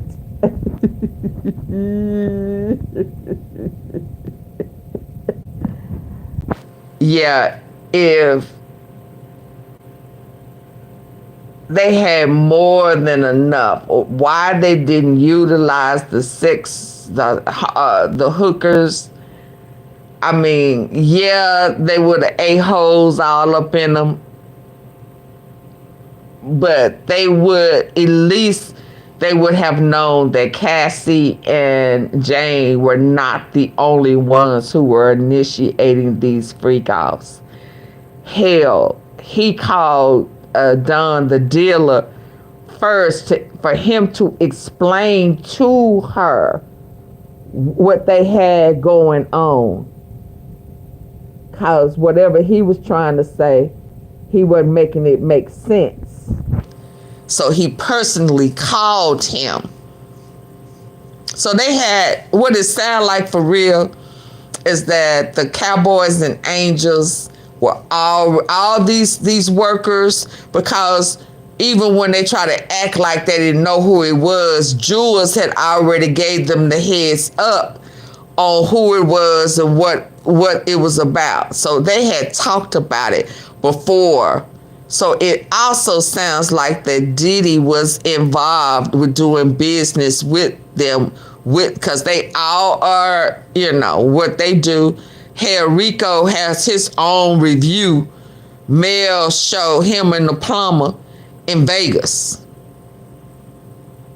He live on Sunset Strip, Sunset Boulevard. Hey, Peach, I'm finna go to sleep, girl. We just got through watching this liar. And so if we remember when they had the paperwork or the documents or the receipts, Cowboys and Angels was on the receipts as well. And when he was in collections, she called him and he said, shit, we like friends. I'm a regular customer. Don't I get a discount? Yeah. So I think they were all kind of in this business together, because why else would Diddy be calling them every time he gets a new one that he wants to turn out or introduce them to this lifestyle? Why you can't explain the lifestyle that you want them to be a part of? You can't explain it to them where it makes sense, because it ain't never been in their mind. It's like, what? Now, what you want to do? Now, what? Yeah, that don't make sense. Well, I'm gonna let him call you. Diddy case is not Rico worthy. Shit. I'll pay by the enterprise. Exactly, Sylvia. Exactly. It is an enterprise. He in business with these hookers and KK and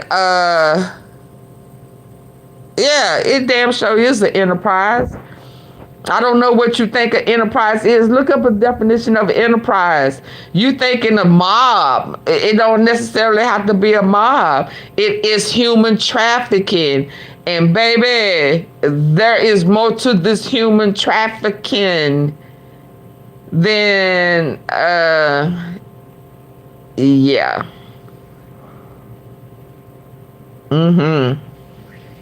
Oh yeah, it most definitely is. That's why he said he was guilty of sex trafficking. Yes, indeed. Okay, yeah, I gotta go to sleep. I'm way past my bedtime. My eyes are heavy.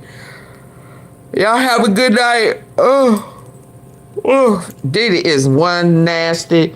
He Dr. Jekyll, Mr. Dirty Hyde. He got all they semen down underground in that tunnel and shit in a private room with 5 or 6 padlocks on it. They gonna have all type, yeah. He building his own baby. He got a whole baby floating around in some type of solution and shit where they doing some type of scientific AI type of thing. What was that movie when that what was the Hannibal Lecter and that man that loved them butterflies? It was taking pieces of them people's body and they skin, and he was sewing them their asses together.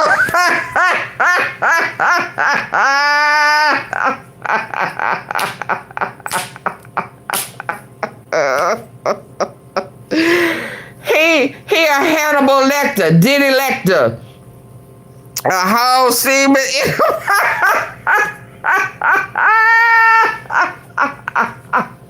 He can't stop, won't stop. He is trying to make something, baby. He got a whole collection. He got a whole sperm bank. He got a whole something down there. It got 5, 6 padlocks on it. They're gonna have to bust it. It has a whole metal door, and it's one door. And before, when you think you opening that one, it's gonna be another steel door right there too. It's gonna be padlock on padlock, and then you're gonna find a whole bunch of underage people down there, chained up, tied up, all that, all these little pallets and shit on the floor. Yeah, that's what they gonna find down there. They better go knock their doors down. Okay, that's my story. Oh, story time. Okay, y'all, let me go to sleep. I'll see y'all. It's already tomorrow, ain't it? They need to raid the semen bank, the whole sperm bank. That's why them kids don't look like him. That little boy, King Kong favor him, but that nose ain't his nose. Who nose is that? I need to do a nose check. Yeah. Yeah, no, who they mama? Who they daddy? Y'all, good night. Y'all say bye to the liar. Say bye to the liar. Diddy arch that back on his ass. Arch that back up. Throw that ass in the air.